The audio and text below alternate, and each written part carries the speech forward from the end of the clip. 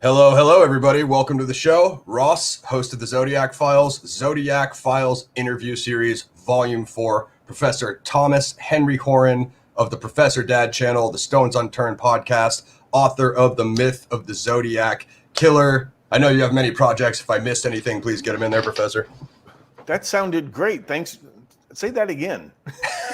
Thank you very much. It's the one time I'm gonna get my intro right. So you guys know what's up. You've seen the shows, and earlier Professor was on his channel, dropping some knowledge like he always does. So there's a lot to get into because the Professor has ruffled some feathers here in the Zodiac community, which I think is hilarious and awesome. Definitely big fan of the shows that you've done with Drew and Ned. So big props for all of that stuff. Probably also check out his interview with Ned on the Zodiac Killer channel. Very informative, excellent interview.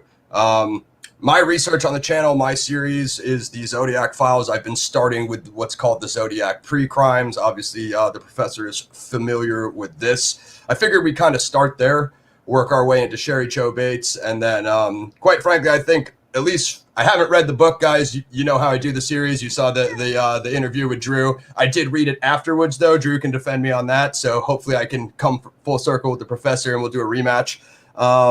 We have a joke about that in the English department. Two English professors are talking in the office, and the first English professor asked the second English professor, "Have you read Moby Dick?"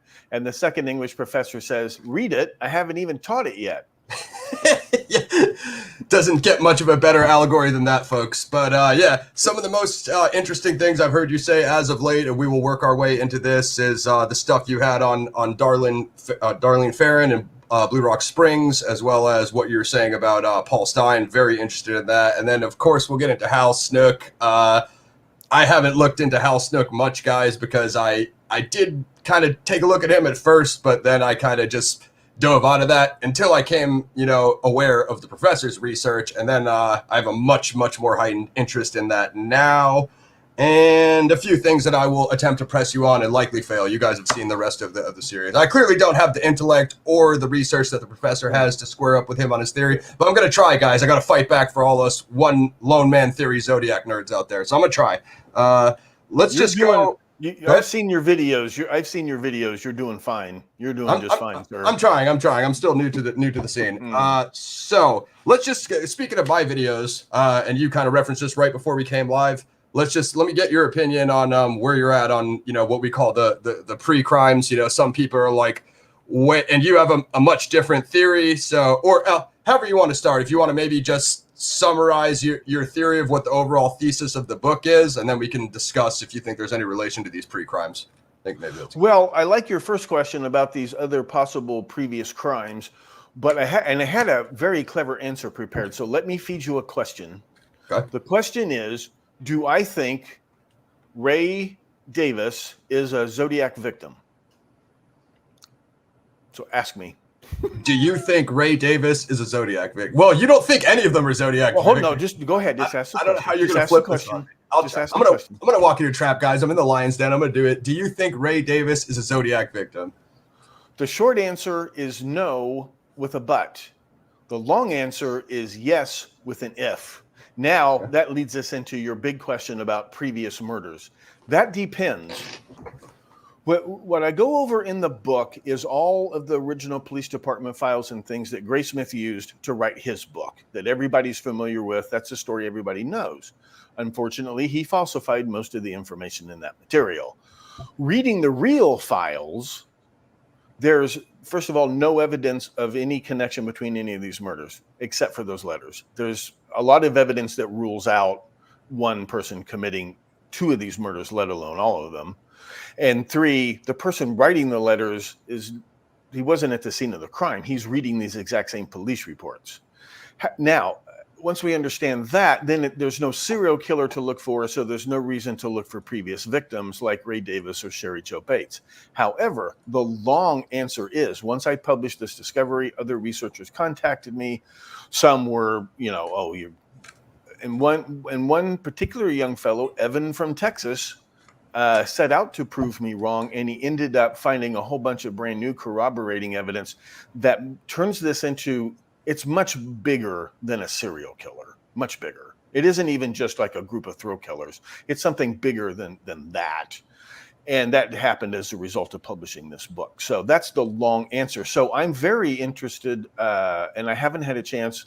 I'm also guilty. I haven't really studied your videos to the degree I should, but I'm very interested in what you have found. And by the way, again, kudos. Your videos are just packed with nothing but data and facts and evidence. And that really interests me now in light of the subsequent discoveries that have come out since I published my book.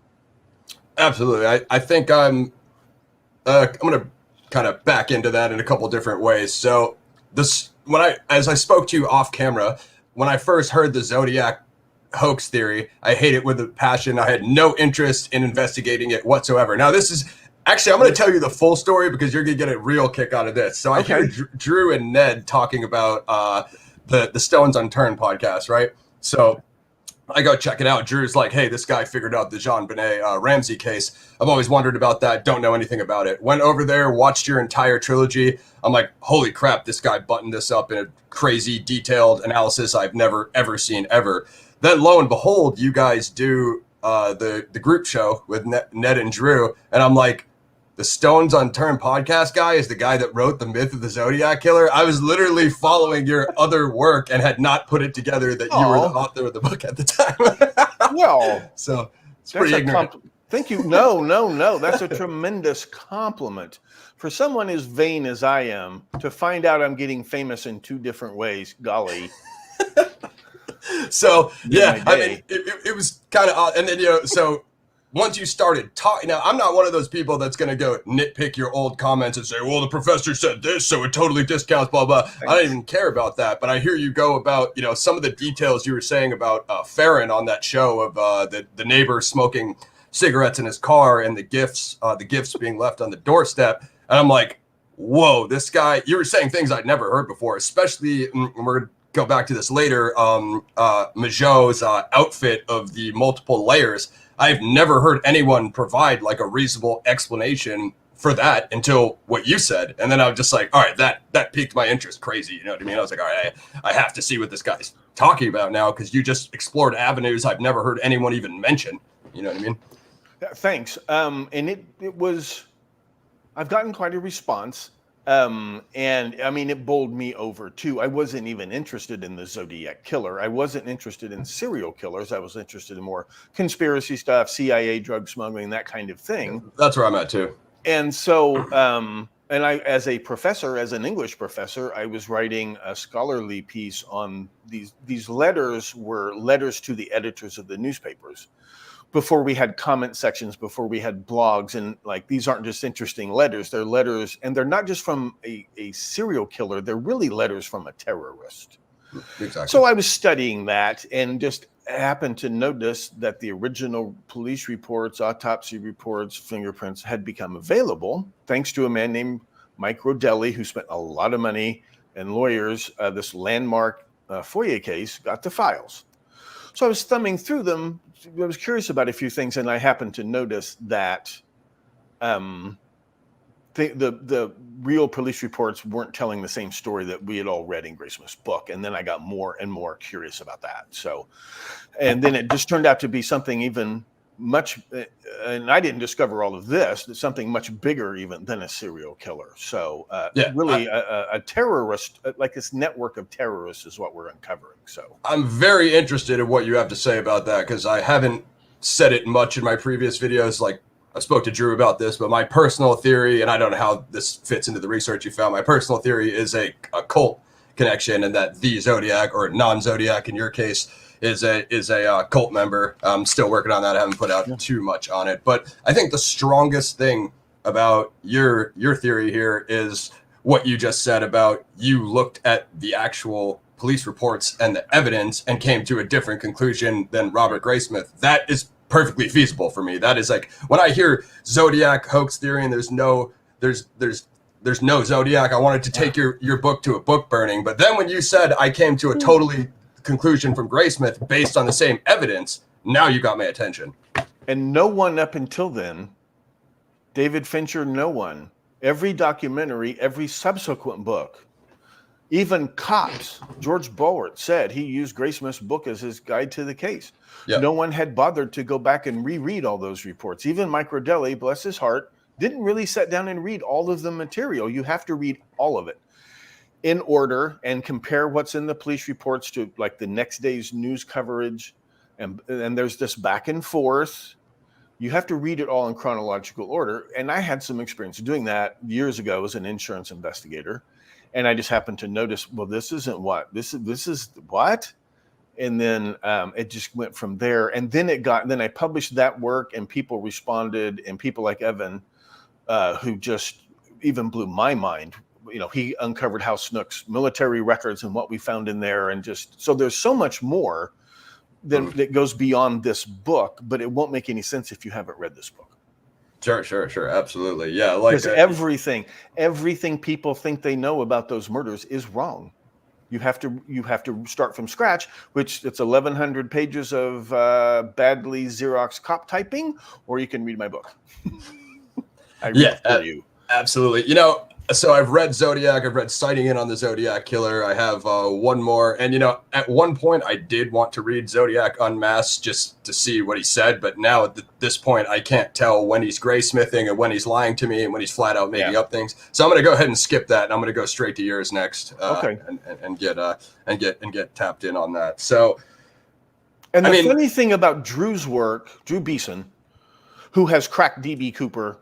Take it from me. I'm going to read that Cooper. Too. Yeah. Watch his videos. And his videos are short, sweet, to the point. My ramble for 3 hours. But Drew, he's like, well, you know, I found out all this stuff about Paul Avery and Don Chaney, and I think they're involved in all this. I'm sorry to disagree with you. And I'm like, Drew, that actually fits in with what we've been. So when people who did not agree with me, and Evan actually took up the challenge to try to prove me wrong, when they come back around and don't just agree with me, when they dig up stuff that confirms or better yet expands, that means to me that we've really done something. Oh yeah, absolutely. I mean, I heard you make that comment as well on the Power Panel show you guys had, and that every statement you were making, you were warming me up, because it's so easy to look at the cover of your book and be from the Graysmith Voight school of lone killer that my brain is pre-programmed for, and just say, oh, I'm going to totally discount Thomas Henry Horan. But I respect Drew's work a lot. And then when you said like, hey, this stuff is working in conjunction, I'm like, okay, I need to completely reanalyze this from a totally different angle. You know what I mean? Like, yeah, it blew my wig off. So this is ridiculous. So I guess if you can tell the people, you know, again, how this works against your research as far as these pre-crimes, because looking at it, you know, later on, I want to get into Zodiac's, you know, personality and all the things he's referenced. And I think you'll be a great resource of that, because you already know literature. Being a professor, we obviously know that there's movies, books, you know, theater, whatever, you know, there's all that crap in there. But I mean, as far as these pre-crimes, I'm really just wondering, because you gave that rather, you know, double answer on Ray Davis. I mean, you really have, you know, the Swindles, you've got Davis, you've got, you know, the Domingos Edwards, and then, you know, sometime after that, you've got Cherry Joe Bates. And I'm somewhat familiar with your theory on the canonical crimes, but I'm just wondering, and again, a lot of people say that those pre-crimes are just not Zodiac flat out, blah, blah, blah. I understand that, but I'm just wondering, do you not see any parallel between those kills using like the 22 ammo and cornering these people at lovers lanes? Like, it seems like the exact same MO. And just to let you know, I'm not a big true crime guy. I pretty much only followed the Zodiac case for a long time. And I have a couple others I'm interested in now that you're covering. But, you know, that's kind of my angle on this. Well, you've kind of opened my eyes to it already. I'd never heard some of those names before. And what intrigues me the most is Ray Davis, for reasons we'll get to in a minute. Yeah. And then you pointing out, so going back to, after you've read this book, what did we find out next? The big question at the end of the book is, why would this guy fake these letters? Why do this? And then you find out who the guy is, and like, why would this guy do this? So the more we found out about him, and his family would not talk about him, his old fellow police officers would not say a word about him. Not one word. Tom Voigt claims he interviewed him, but when we find out what his motives might have been, it turns out the guy was, he never joined the CIA, but he would be a guy that the CIA would get down on their hands and knees and beg him to join the CIA. World War II, not just a combat veteran, he's a combat engineer, he's a self-taught genius. He doesn't just learn cryptoanalysis and demolitions and things like that. He teaches it, and he teaches it to Filipino guerrillas on Mindanao to fight the Japanese. These are sometimes called Tad. They have names for this cult. It's a warrior cult, and they believe the enemies I have killed, when I die, I will be reborn in paradise, and the enemies I have killed will become my slaves. I thought you were going to say that. On top of everything else, he had personal firsthand knowledge and was possibly initiated. Why would these guys trust his black magic? You mix these two substances and it goes boom. Why would they trust him if he wasn't initiated into their cult? But he never says a word. He's up to his eyeballs in one of the cases, but he never says, and he's a forensics expert and all this other stuff. He never says, hey, I think I know what cult he's talking about in those letters. Then it turns out he's the guy who writes the letters. So what the hell is going on here? And why didn't he join the CIA? Then it turns out he has friends who did join the CIA, including the very famous Anthony Poshepny, Tony Poe. Some people think he's the real Colonel Kurtz. He's not. The real Colonel Kurtz is Colonel Wendell Fertig, who was in command. He created the Filipino scouts that Hal Snook helped train. That's the real Colonel Kurtz. And I'm like, holy mackerel, has that got something to do with those guys? Because those guys are, the heroin smuggling out of the Golden Triangle, Iran Contra, all those guys. Yep. And Hal is like high school buddies and college buddies with these guys. But Hal doesn't join the CIA. And this one goes deeper and deeper and deeper. So it turns out that as a result of all of that, in all of the Zodiac murders, including Sherry Jo Bates, there's a solid gold suspect. Now, some people don't want to believe it's them. Maybe they didn't get convictions, but most people never heard of the real suspects in those murders. And most of the local police departments, Benicia Police Department, who else? They considered their Zodiac crimes solved. As far as they were concerned, they knew who did it. Maybe they're wrong, except for the murder of Paul Stein. There has never been any slightly plausible suspect, either at the time or since then, for the murder of Paul Stein. Well, I and my listeners, and now I'm going to have you on this show, but we've all together, all the stuff we dug up and added to this picture that starts in this book. I'm telling you, we have cracked the murder of Paul Stein, and there's just no doubt about it. And no, it's not the guy named Post or whatever, not those guys. Oh man, And that guy, this is a teaser, sorry, but I can tell you this. Let's forget Sherry Jo Bates. Let's forget all those other murders. Let's go straight to the murder of Ray Davis. You tell us, and help refresh my memory. Tell us about the murder of Ray Davis. Oh man, okay. You in 1 second, because you covered so many things there. So I'm looking for a cult. I'm looking for a cult connection, guys. So the professor has my attention 100% with what he just said there. Number two, I'm a ridiculous Apocalypse Now fanboy. I have every single version. Colonel Kurtz is like my idol. So I mean, I'm Sicilian. Marlon Brando's my favorite actor. All of that aside, I'm 100% in line with everything you just said. Do we have to skip Sherry Jo Bates? Because I want to give you credit for one thing that you've done with this recent announcement for Riverside PD of the Bates die letters being inaccurate, being not from the Zodiac killer. I think you are the only person I know. I'm sure there's others at least that have publicly discounted it, and I think that's one thing that you've been correct on, if I'm not mistaken. Yeah, the Bates had to die letters in the confession letter, which I show in my book, were hoaxes. Riverside Police has officially said those were hoaxes, nothing to do with Zodiac. We know the guy who did it. Now, there's a guy in Britain, since you bring that up, named Richard Grinnell, and he sent me this analysis, and he's done some really good, he's got a website. And he does good stuff with Zodiac stuff. ZodiacCiphers.com. Yeah, right. That guy, Zodiac Ciphers guy. And he'd sent me this thing a long time ago. Then he sent it to me again, where I think he's correct. He's taken the little press releases about all the DNA tests they've done on Zodiac letters or tried to do. And I think he's nailed it, which letters they're talking about. And that according to those discussions at that time, they had concluded that all the letters that had anything to do with the Mikado, like the Kathleen Johns letter, yeah. the Little List letter, the 1970 letters, plus the Red Phantom letter. The Exorcist letter. Anyway, yeah. Those were written by a different person, or the envelopes were sealed by a person who was different from the person who wrote the letters that I say Hal Snook wrote. And in my book, doing the handwriting analysis, because I learned something about forgery. I've worked in banking, worked in insurance. I know about forgery. I studied the same textbook on forgery that Hal Snook used to teach his classes at Napa Valley Junior College. So I know a little something about forgery, and I show that a different person takes over writing the letters after the bus bomb threat with handwriting. Now, Richard Grinnell, I think, has proven whether he tried to or not. He just identified which letters they were saying were hoaxes, and those are the ones that I say the handwriting also says are hoaxes.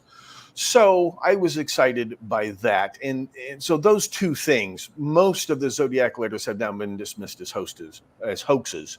Now it just comes down to the 5 letters that I say Hal Snook wrote. So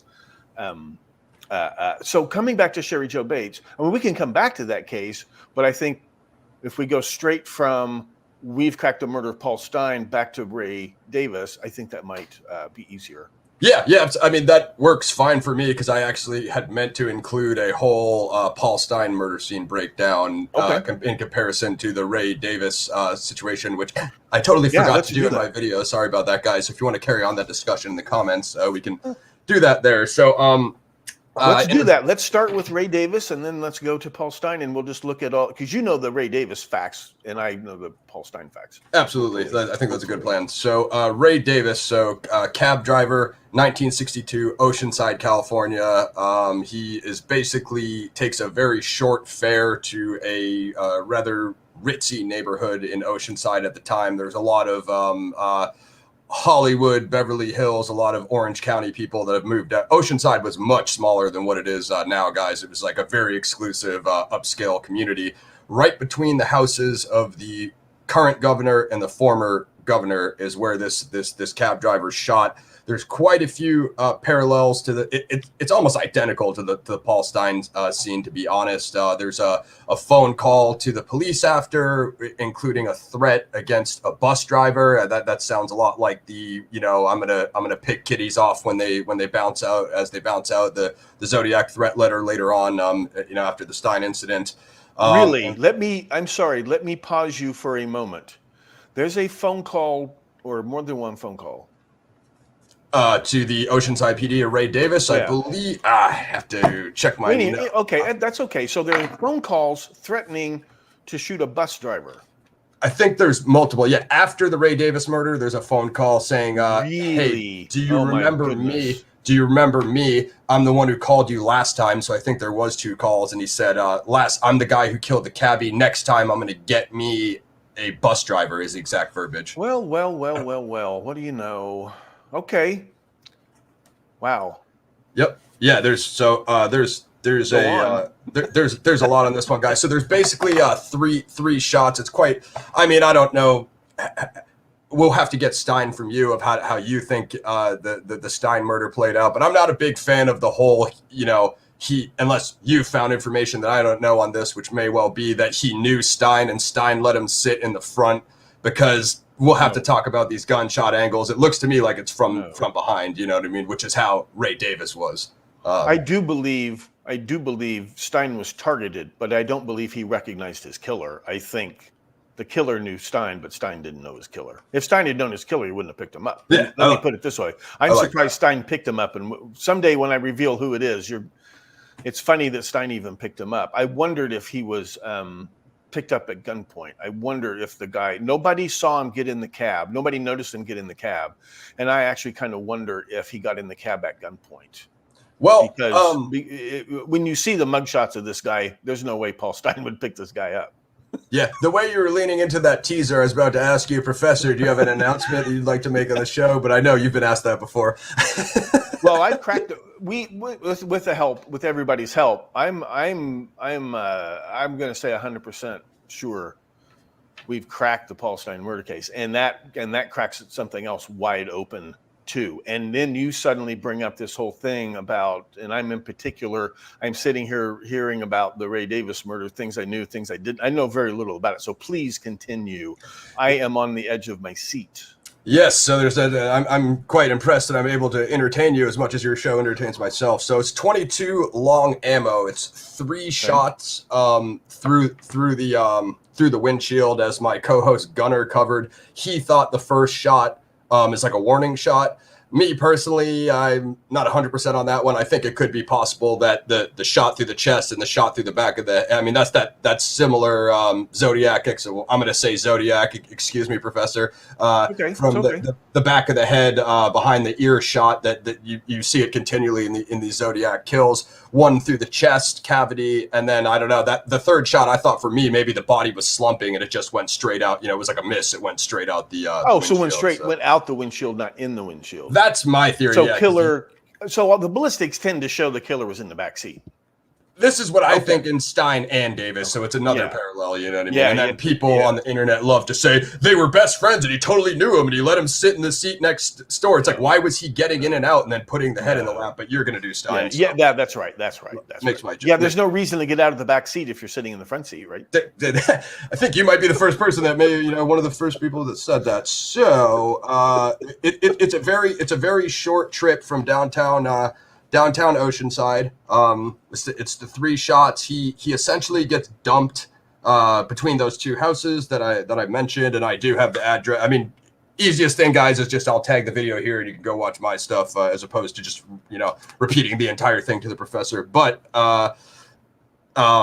so his body is dumped there in the alleyway, and then the car gets driven up further up, like into another block, and we shot all the locations of the video, so you guys can see that there. Really? So the shooting takes place at one intersection, and then the car is moved after the shooting. 2 alleyways driven up, so the killer moves the car further up and then dumps it up in an alleyway. Also, actually, I don't think this got caught on the video, guys. We actually talked to Christy Hawthorne, who's the Oceanside journalist who connected this case to RP. She brought it to RPD, and she unearthed the cold case and all of that. And she actually did give us more information due to the conversation I just had with the professor about the planes flying over us and not having windsocks on our microphone. We couldn't use all of the footage, but she had something very interesting to say about the train which goes through that area, and perhaps if the shots were fired when the killer waited for that train and they knew the area, you wouldn't have heard anything in the car with that freight train going by. You wouldn't have heard anything. So it was the time, I believe it's between like 10 and midnight. You know what I mean? Yeah, so the trains used to run on time. They would know that everybody would know that's the 10:35 or whatever. I remember as a kid, we always, there's the 4:35. Yep, absolutely. Yeah. So the body was, and I think these were freight trains as well. So those are like almost like hourly here in SoCal. Yeah, they're like those freight trains are like clockwork. For sure. Back before the supply chain breakup, guys, but we're not going to cover the news here. So body found on the alley of the 400 block of South Pacific, cash still in his pocket, wallet still there. There's a copy of that book. It's a mystery novel. I think it's Dance with the Dead. So there's some conjecture of whether that was, and Professor knows literature very well. There's some conjecture of whether that was Davis's or the killer's. And I mean, Christy said she read the book. I don't think there was much hints in there personally, but anything's possible. You know what I mean? Just another. It is the Zodiac case, guys. So get ready for dead ends. Well, apparently in both cases, robbery is not the primary motive. Yeah, right, and it's similar to like Cherry Joe Bates as well, like having the purse on her and all that. One thing that I didn't look into too much on this one is like the astral alignments that you see with the full moon in Taurus and Cherry Joe Bates, and then I don't know how much. There's like 1,000 books on that. I don't get super deep into it. I mean, here's the funny thing: that Taurus symbol that people point to on the letters. Hal Snook's outfit, the Philippine Scouts, their logo. Someday I'll be better prepared for. I was trying to use OBS as a virtual camera. I could have showed your listeners this. Ooh, you can Google it. Google Philippine Scouts World War II. Their logo, their shoulder patch is a water buffalo and horns. Yep. So it looks like that little Taurus symbol on the Zodiac letters. But I don't know. I don't know if astrology had anything to do with these murders. At this point, I don't care. So I've never looked into that. No, but that's badass. I'm talking about physical evidence, like you're talking about. Physical evidence, facts of the case. You're blowing me away. We got to have you on with the other wingmen. You're now. I knight you. You're a wingman. You're coming on the show sometime. So in the meantime, wow, go on. I mean, you just split my wig with that. I'm a huge military history nerd, so I got that written down already. So Davis moved from Michigan, January 1962, with his brother. He was separated from his wife. He lived on South Tremont. The Oceanside PD receives the threatening call on April 9th. The murder occurs on April 10th, 1962. The OPD receives a second call taking credit, and that's with the bus driver threat. He's shot in the right temple. Third bullet through the windshield. So the cab driver had moved to Oceanside before the phone call threat was made. Yeah, wow. I think he'd been there for that's quite a coincidence. Years. I'm going to shoot a cab driver, and that guy gets shot, and that guy had recently left his wife. Yeah. Okay. So, yeah, I mean, that's any homicide investigation. The more you know about the victim, the more you know about the killer. So you look for whether it's a change in their daily routine, like they took a different. There's this Mary Morris murders in Houston, and this super controlling, control freak husband notices his wife leaves in the wrong direction to go to work, and he doesn't call her on a cell phone. This is very suspicious to me. That's the kind of thing you look for, a change, or they suddenly got married, or they suddenly got divorced. The first thing you think of is that's what triggers the murder, and that's interesting. Go on. I just like your thought process. I kind of wish I would discuss this with you before I did the episode, because when I was just writing down the notes, it was like, okay, this is his background. Blah, blah, blah, blah, let me get to the murder scene. That's the part that YouTube wants to hear about. But this is how it's done, though. 2 people, 3 people. You're brainstorming. You're comparing what you noticed and what I noticed, and we come up with something. So, and maybe what I said proves nothing, but those are the little things you look for. He recently got divorced. Then this phone call came in. I'm going to shoot a cab driver, and that's the cab driver who gets shot. The one who just happened to just move to town. Okay. For sure. Gotcha. I mean, it shows me that I could have probably looked into things more. So The Dance with the Dead by Richard S. Prather, a bunch of dollar bills and change in his shirt pocket. And the autopsy report is that either shot could have killed him, because I believe I mentioned exactly what it was in the video, but it's in the chest cavity. 2 bullets recovered. See, anybody robbing a cabbie knows they keep their money in their shirt pocket. Anybody who ever rode in a cab in those days would know they don't keep their money, they don't keep their bank in their hip pocket. They keep it up here in their shirt pocket. So anybody setting out to rob a cabbie, he knows to reach. That's the first place he's going to reach. Well, wow. I mean, not only that, dumping the body between the governor's houses, and then, as you said, then there's that. Driving the cab further up, that means now you're sitting there in the driver's seat with the cabbie's wallet on the passenger seat next to you, and it's like I'm thinking, dude never even touched it, even look at it, because like you said, that wasn't the motive. It was like, I'm gonna leave this here. It's like a taunt, maybe, you know what I mean? Well, like Luca Magnotta didn't just supposedly murder that guy and dismember the body, but sent the head and other body parts to Canadian politicians, right? Gotcha. I know it sounds crazy, and then we look into these things deeper, and then we find like 14 more links between them. So I'm just off the top of I've been getting into that Luca Magnotta thing. Sorry. For sure. So 2 bullets recovered in ballistics, and then you guys can see in my video the detectives dusting the windshield for prints, and the whole big question of why everyone blows up Christie on the forum is because they're constantly asking, what is the result of the Ray Davis fingerprints? Blah, blah, blah, blah. Not quite that different of any of the Zodiac cases. I'm going to give you guys my theory right now. I'm 80. I do believe there was a lone Zodiac, and it's not going to be difficult for the professor to kill me on that, because he's written a book and has actually done great research. But I'm 85% on Ray Davis being the Zodiac. I didn't say this in any of my videos. I'm 75% on the Swindles. And I was 65% on Cherry Doe Bates before that hoax letter got debunked, and now I'm like less than 50 on Cherry Doe Bates. I don't even think the Zodiac was maybe even at Riverside College. I think maybe he just wrote that letter, but I have to figure that out. So hopefully you give me some answers in your book. Well, that's everything I got on Davis. Well, I think you may very well be very, very right about a connection between the Ray Davis murder and the Paul Stein murder. Because clearly in the Zodiac murders, we have different killers. The witness descriptions are just too different, et cetera, et cetera. But now, so there were no witnesses who saw any hint of the shooter whatsoever? Nah, it's too late at night, and I mean, okay. Well, I'll tell you what. Well, then that would not rule out my suspect. I'll tell you what I think. I think that not only is there a connection between the murders, I think that letter, the Paul Stein letter, the October 13th, 1969 letter, I'm the murderer of the taxi driver over at Washington and Maple. I think that and other material in that letter, because we know he's sending out all kinds of coded messages. Some of them are overtly coded.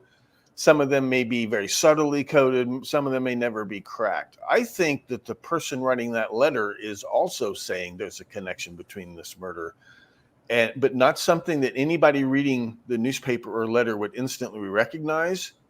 But if the cops ever came knocking and wanting to know why you're writing these letters, this is the kind of thing he could point to, or someone could point to and say, there's a connection between these two murders. Because the letters call a lot of attention to some shady cops. And speaking of shady cops, the first cop to arrive at the scene of the Paul Stein murdering was Armand Pellicetti. Armand Pellicetti's entire career at San Francisco Police Department was running interference for international human arms and narcotics traffickers like Philip Arthur Thompson, a notorious serial killer. And so you're telling me all these things that not only seem to fit the Stein murder pretty closely, but actually the letters are like calling attention to things that you're telling me. Like he's calling attention to these connections. What the bloody hell could possibly be going on here? The guy writing that letter is mailed hours after the murder. It's not mailed weeks after. Whoever wrote that letter has to have access to Paul Stein's bloody shirt, and he has to have access to information about the murder of Ray Davis, apparently. And calling attention to it, like, for what reason? And the funny thing is, my suspect for shooting Paul Stein grew up less than... We should tell people Oceanside it's right next to Camp Pendleton, the Marine Corps training base. Just getting that. The big one. And my suspect not only grew up a few miles away north towards Long Beach, but he actually enlisted in the United States Marine Corps and reported to Camp Pendleton in 1963. So he was very gung-ho. He was one of the first American Marines wounded in Vietnam. And he got meaner and tougher and meaner badass after that. This guy's incredible. And he sounds like he would be a credible suspect for the Ray Davis murder. Some 16-year-old, like he's one of those, he enlisted a few months early. You can enlist when you're 17. He was that gung-ho. And gung-ho, I mean, this guy, gung-ho was invented for this guy. And possibly worked with Tony Poe after his discharge when he disappears from 1966 to 69. And he probably worked in Cambodia, or Laos or someplace with Tony Poe, like James Jarrett did. He's one of those guys. James Jarrett trained for SWAT teams. He was Green Beret. This guy was a Marine who enlisted in early 63. Like he could have gone there and killed a cab driver for practice before he even joined the Marine Corps. I think, and what you're telling me about the MO and moving the car, like why would you say the wrong address? That is blowing my mind. Now I want to know more about what was the murder you mentioned. I know Domingo St. Edwards, and once again, now we're saying there's more than one Zodiac killer. They're in cahoots over something. This involves horrible people like Philip Arthur Thompson, and the CIA and the Golden Triangle and and Tony Poe and all this stuff. And that might involve Doreen Gall and James Sharp that some people, Ed Sanders, thought was related to Manson, which might be when we find out the truth about the Manson family. But coming back, what was that other murder you listed? Okay, well, let me back it up for my fans real quick. When I did the pre-crimes, guys, my whole plan was to do them in chronological order, and you guys are probably thinking at a certain point, this guy's an idiot, but we ultimately ended up shooting the locations closer to us. So episode 1 for us was Johnny Ray Swindle, Navy man and his wife. Navy man? What do you mean Navy? Okay, I want to hear about that. That's the murder. That's the murder I've never heard of. Tell me. Oh, you got to watch my episode 1, man. That's what really. Okay, so here's the thing. Oh, well, that murder. I had it on in the background when I was doing research on this death of this. He's a radio man. This Alec Baldwin's radio man, Alec Baldwin cinematographer, and so I had it on, and I'm like, well, this is pretty good. I'm going to go back and rewatch it. So please fill me in really quick. Give me the facts of the case and the murder of Ray Swindle and Mrs. Swindle. Yes. So okay. Well. Before we do that, if I can just ask you one challenge question, because I'm interested on, I think I might know the direction that you'll go in, but I'm interested on what you think of the water sacrifice theory, because the Swindles is Ocean Beach, Ray Davis is Oceanside, CJB is Riverside, and then you obviously know Lake Berryessa and the canonical crimes. Blue Rock Springs. Well, maybe. I mean, it gets weirder than what people originally thought. And I'll just throw this out there. I can tell your readers this, or listeners this. Not very many people have heard this yet. And I've discussed this with one of the famous TV profilers, thinks I might be right about this, but that Leonard Lake being another very good possible suspect for the Lake Berryessa attack of Brian. Oh, no, we're going to do a whole segment. So I had a guy on YouTube that asked me a bunch of questions to ask you about that, but the thread disappeared. I don't know if the dude deleted his thread or he got his YouTube deleted, but I do have it. It was basically the crime scene and things that you've covered before. So we'll definitely, I'm very interested in what you have to say about that. This is my wallet. Can I PayPal you this for your suspect for Stein? Because that... No. When the time comes. Thought I could bribe you. All right, I tried, guys. Yeah, sorry. So he's asking me about... Anyway, Stones Unturned Podcast, guys. Head over to Subscribestar and subscribe to the Professor's new show. Well, he will have the new content there. So, I'm already dizzy. You're as bad as Drew Beeson. I talk to you face to face, and you blow my. This is what this is all about. It's not the Star Vista or any of that stuff. It's just about my own listeners and readers blowing my mind. That's what it is. Yeah, I am 1% as good as Drew Beeson. I don't have any books like you guys. I'm a nerd with a YouTube channel, but you guys are welcome to subscribe while you're here. Like, sub, share. I subscribed for sure. I'm looking forward to the next step. You and Drew, I have no time. There's so many things to watch, and you and Drew and Ned have about all I can make time for right now. So Drew's coming back. I'm going to do a rematch with Drew now that I've read Sighting In on the Zodiac Killer. Go buy that on Amazon. I need to finish Paratrooper of Fortune because I need to do DB Cooper with him as well too. So I'm going to do a super show with him. He has cracked DB Cooper. Rest assured, ladies and gentlemen, Drew Beeson has cracked DB Cooper, and it fits right in with what we're talking. So now this Swindle murder that I never heard of. I'm bracing myself. Yes, for sure. The only problem with Drew is I think how he killed DB Cooper. I think people will be reluctant to give him Don Cheney in the Zodiac because once you've already got one big one, nobody wants to. It could be your problem too because you've done other good research, and it's like no one's going to give you guys more than one, man. I cracked the Madeleine McCann case. I found her alive and well, but I can't tell anybody. I will tell people. I'm waiting for her to make herself a public figure first. But so back to the Swindle murder. The one case I'm 100% confident of is Madeleine McCann. I mean, not only did I crack the case, I can tell you exactly what happened minute by minute and exactly who did it. I found her, and I got the pictures to prove it. I hear it. Shout out to Drew. Looks like he's turned up in the chat. Make sure you go subscribe to Drew Beeson Tube, the Zodcast. You're asking me about we're getting this guy. We're getting this guy's a new wingman. He's coming on the next time we do our. Jabba Ramsey. Yeah, that was I told Tom earlier, Drew. I heard you talk about that and went straight to the Stones Unturned podcast. That's actually kind of how I found things. The OB murders, aka Honeymoon killings, aka the Seaside slayings. This is Drew knows about this one. This is the Johnny Ray Swindle and his wife, I believe it is Joyce. This is Ocean Beach. Go check us out at the boardwalk down there. Zodiac Files episode 1. There's a lot of weird ones about this one, Professor. I mean, it's got everything that the others. I'm sorry, I was so blown away when you said Honeymoon Murders. When did this take place? This took place, I believe it was February 5th, 1964. And now, isn't there another there's a series of honeymoon murders up by San Francisco.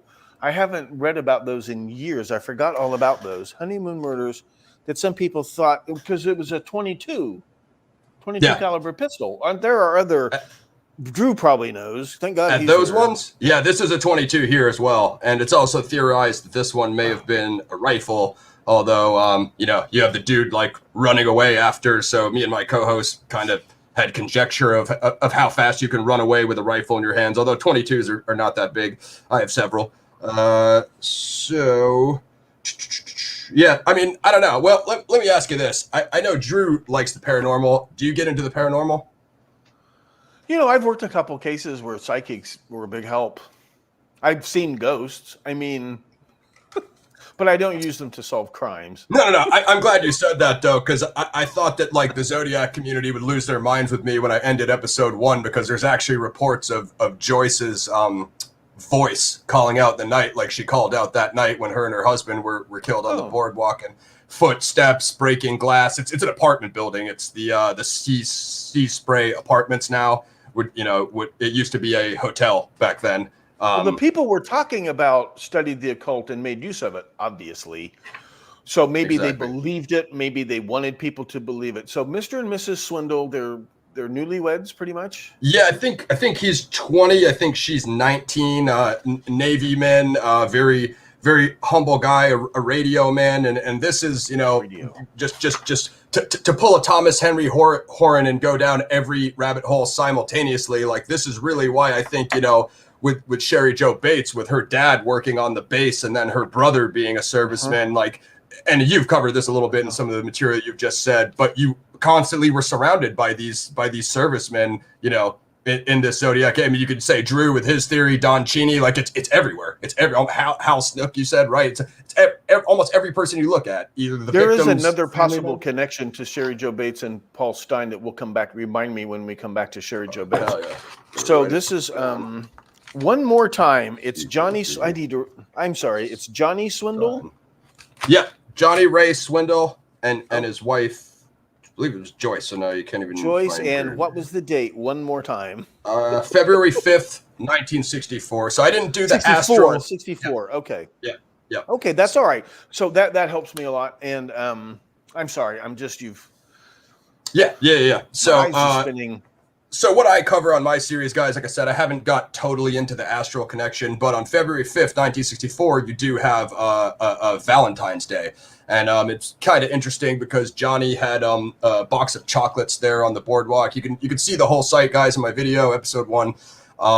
And the chocolates basically get blood spattered from the sniper post that's camping out above them. And then some people were saying, were the chocolates his calling card? I think it was just him from his wife. Okay, so to back up to what the professor was saying, their routine was to walk down, every night at sunset or walk down by the water. Joyce really loved the ocean. So now we're talking about a known routine. Now we're talking about maybe somebody that knew Johnny. I mean, your guy sounds pretty good. Sounds like he was around the area.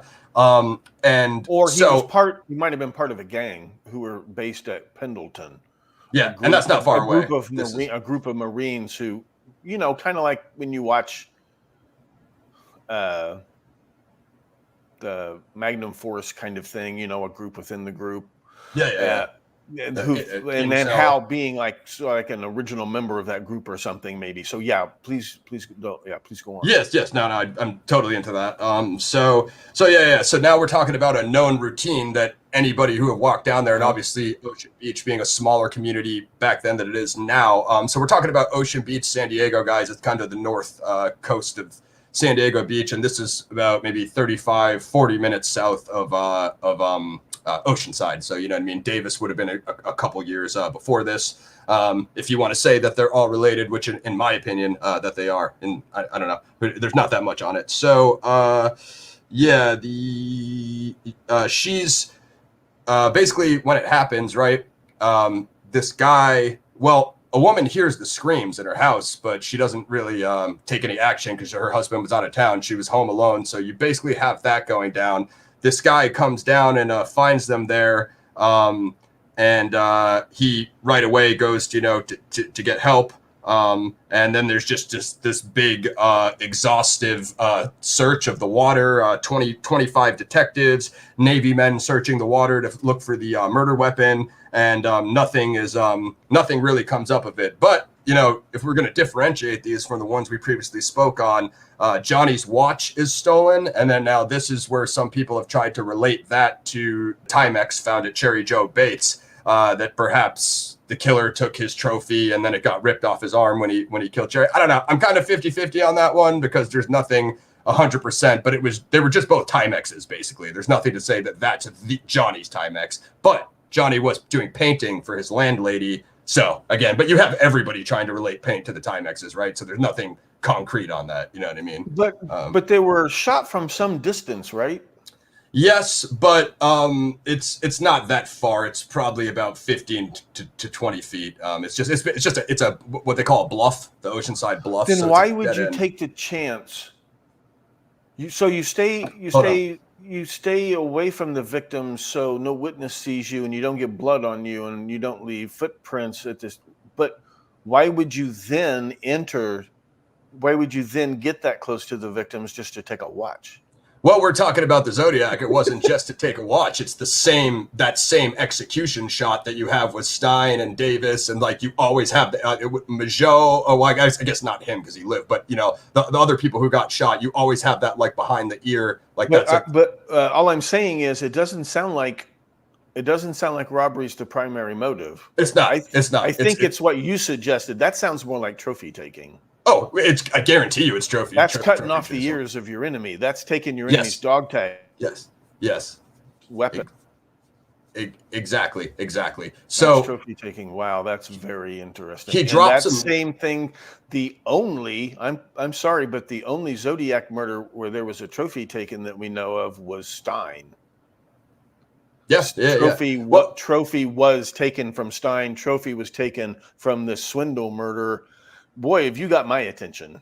Okay, well, let me fight back for my guys Morph and everybody else that you've ruffled, because their big Thomas Henry Horan criticism is that your guy couldn't take the piece of Paul Stein's shirt, and I know you've already responded to it, but would you like to give a final response, and we'll come back to my story? Well, I point out that it's possible that someone else took it, someone else did, because the killer apparently took one piece of shirt, then someone else took off a couple more pieces of shirt, and those are the pieces that get mailed in with the letters, not the original piece of shirt. Beyond that, the blood stains and blood blots show that it was torn off the shirt after it was taken from the cab. And one of the people who had the opportunity to do that when everybody else was busy was Armand Pelisetti, because he helped remove the body from the cab. Pelisetti and Peta helped remove the body. And in one of the Zodiac letters that everyone thinks is a reference to Fukin's Elms, when he says 2 cops pulled a goof, that's criminal Yiddish underworld slang for corpse. 2 cops pulled a corpse. Yep. And Pelisetti, who we know was running interference for some cold-blooded cats, including a known serial killer, Philip Arthur Thompson, and actually halted an investigation into the murder of one of his victims because he was cooperating with the feds. Armand Pelisetti could have been the guy who took those pieces of shirt. Having said all of that, that's the only murder where we know there was trophy taking, except now you're bringing up trophy taking. So it's not just a parallel between these pre-murders and Zodiac. No, they're very specifically between the pre-murders and Stein, and once again fits my suspect for Stein. So, oh my goodness gracious. This is the problem with the professor, guys, is that was a way more thorough answer than what I expected, but if you want to call that a problem. Listen, buddy, you're holding your own here. You're knocking my socks off. I'm trying. So Whatever let's go that's back. worth. Let's go back to the trophies because the professor's enjoying that. So Rita Swindle, Joyce's sister, said that Joyce wore a gold heart necklace, which was never seen again after the crime. So now you have Johnny's watch and Rita's necklace. Joyce's necklace disappearing. So that would be two trophies. And again, if robbery were the motive, first of all, you don't have to kill the victims. You don't have to face the death penalty just to steal somebody's watch and necklace. So, and there obviously, I think you're absolutely right. This is more trophy taking than robbery. And it never turned up at a pawn shop, right? These items were never fenced, so okay. Not only that, check this one out. All known local firearms owners tested in the area, nothing matching the murder weapon. So as we said, the ocean searched, everything tested, given for 64, and I'm no forensics genius, but from what I can see, a very, very thorough investigation on that. And something that piqued my interest that you mentioned about Davis. They were from Jasper, Alabama. Johnny was a Navy radioman 3rd class, and I don't believe he had been in the area long either. So you know what I mean. I think that's all quite interesting. But there's not a ton on it. Interview. Did he serve? Does anybody know? If you don't know off the top of your head, it's okay. Had he actually served on board ship? I believe so. Drew, if you're with us in the chat, that's you, my man. You're the military history expert. I don't see the chat. So yeah, it's the live chat. Oh, there is a question for you, but it's on ALA, so I prefer if we held off on that one. I'm not a big ALA guy, but we will get to your question. I don't see the chat, which is not that big of a deal. I should be paying attention to the show. If there's questions for you, I will forward them to you, sir. That's a good idea. Don't distract the professor any more than is absolutely necessary. Yeah, he said her brother died in Vietnam. I'm not sure. Oh, you're the really? Expert. That would bring us full circle on a few things, huh? Oh my God, Joyce's brother was killed in Vietnam. Now listen, that's very early on. He must have died in 62 or 63 when my guy, or early 60, when my guy was in country. Okay. Wow. When does your guy get back? When does your guy get back from Nam? Can we get that out of you? Well, he's discharged in 66, but then he disappears. Okay. So I think his unit is rotated back stateside in 60. Like it might have been, I'm saying they might have been on the same ship together. This guy, as a Marine coming back from Vietnam, is on the same ship with the guy who got shot. And his brother-in-law had just very few. Listen, he had to be on a very short list of American KIAs in early 64. They're not doing much of anything. The Marines were doing more than the public were. Like, this is the first clandestine hit and run of the war, and they must have been. Was he a Marine? This guy was a Navy radio man, according to my. No. Joyce's brother, the one. I'm sorry. Yeah, that's Drew's department. Anything you want to drop on that, Drew? So this was the Silver Spray Hotel, which I believe is now the Silver Spray Apartments, is the site. Now, I was wondering, could we place your guy at Gavita Beach, Santa Barbara, 63? Because that's where we have the Domingos Edwards. And that seemed to be a parallel with the Swindles, and that just with the water sacrifice, the caliber, and the 8-month increments between hits and the 3 crimes. Those are beach resort towns that are. It's not like they're south of Saskatoon. I mean, they're within an hour or so of Los Angeles. Yeah, and this one's a little bit north, I think. Yeah. So Oceanside. And then, to cover your tracks, you go to the other side of LA. Oh, yeah. In those days, going up, it wouldn't have been that long of a drive. You won't want to commit all your murders in your own backyard.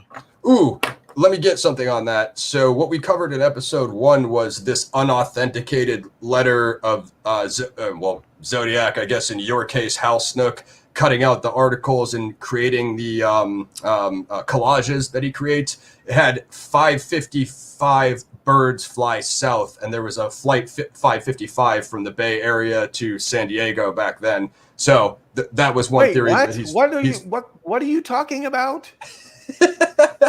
So I think it was a daily flight, if I'm not mistaken. It's in my notes. No. What letter are you talking about? Well, it's in the video. It's a supposed unauthenticated letter, but he throws this hint in there that he took this United flight 555 from the Bay Area. Like a letter sent to whom? Oh man, you guys are gonna kill me on this. Was it L.A. area or did you? No. This is San Francisco. I think San Diego. This is a Swindles thing. This is damn. The Swindles were killed in San Diego, Ocean Beach. So it's about 35 minutes south of Ray Davis. So I'm in San Diego to put this into context for you. But Ray Davis was Oceanside, so it's not that far from Pendleton. Yeah, no, this is within an hour of Pendleton. Yes, correct. All within that thing. So I think there's a Pendleton connection. Why were they in San Diego? Were they visiting relatives? The Swindles? Yeah. They lived here. Johnny was serving down here. So San Diego is a huge military town. We have multiple bases. Oh yeah, listen. It was was so cool when I would go down there to just watch the Navy ships. Hell yeah. So sure, he could have. If he served on board ship, that would be really interesting. But the fact that her brother was killed in Vietnam, he must have been serving alongside my guy. I mean, that's when he got wounded in Vietnam. Who knows? Maybe it might have been the same damn grenade got both of them. And it could be that close because we're not talking thousands of casualties. We're talking a couple dozen casualties, if I remember correctly. Wow. I like that. I will triple check that. And see, there's another thing that's going on that people don't realize. It's called the Second Korean War, going on in the 60s that might very, very, very well have something to do with this. Absolutely. What's interesting to me is this thing about him being a radio man, and I don't go too deep into Mount Diablo, but one thing I'm sure you're very, very versed on is the Wind Talkers. Is that the Navajo radio guys? So yeah. I'm wondering if it looks to me like it's someone that clearly knew Johnny, possibly somebody that served with him, and then with the radio thing, I mean, I guess that would kind of play into radio, I guess cryptography, which I know nothing about, so I'm not going to pretend. Well, it also, my friend's dad served in the Navy in that theater at that exact same period of time. I don't know if it was the same ship as Mr. Swindle, but at the same time, he served on an aircraft carrier. So we don't know, but he served on an aircraft carrier. They were told, by the officers, the United States Navy at that time was the number one smuggler of heroin into the United States. Oh yeah. Because everybody on board is taking something home. He said like the admiral would be bringing some giant multi-million-dollar jade sculpture. Then the captain would be bringing home a black market Rolls Royce. And then all the way down the line, every sailor on that ship was bringing home something, some kind of contraband. And no one ever, nobody, everybody was doing it. And everybody knew there was heroin. So this guy could have known about heroin on the ship, or he may have overheard radio traffic about, they'll drop it off before they get to port, right? They'll push it off the poop deck or whatever and dump it, and they're in radio contact with the little speedboat that's going to come pick it up. So that guy could have known two different ways something was going on. And I hate to say it, maybe he double-crossed somebody, maybe he double-dealed somebody. We don't know. Those are all possibilities that fit right in with the suspect that would Paul Stein.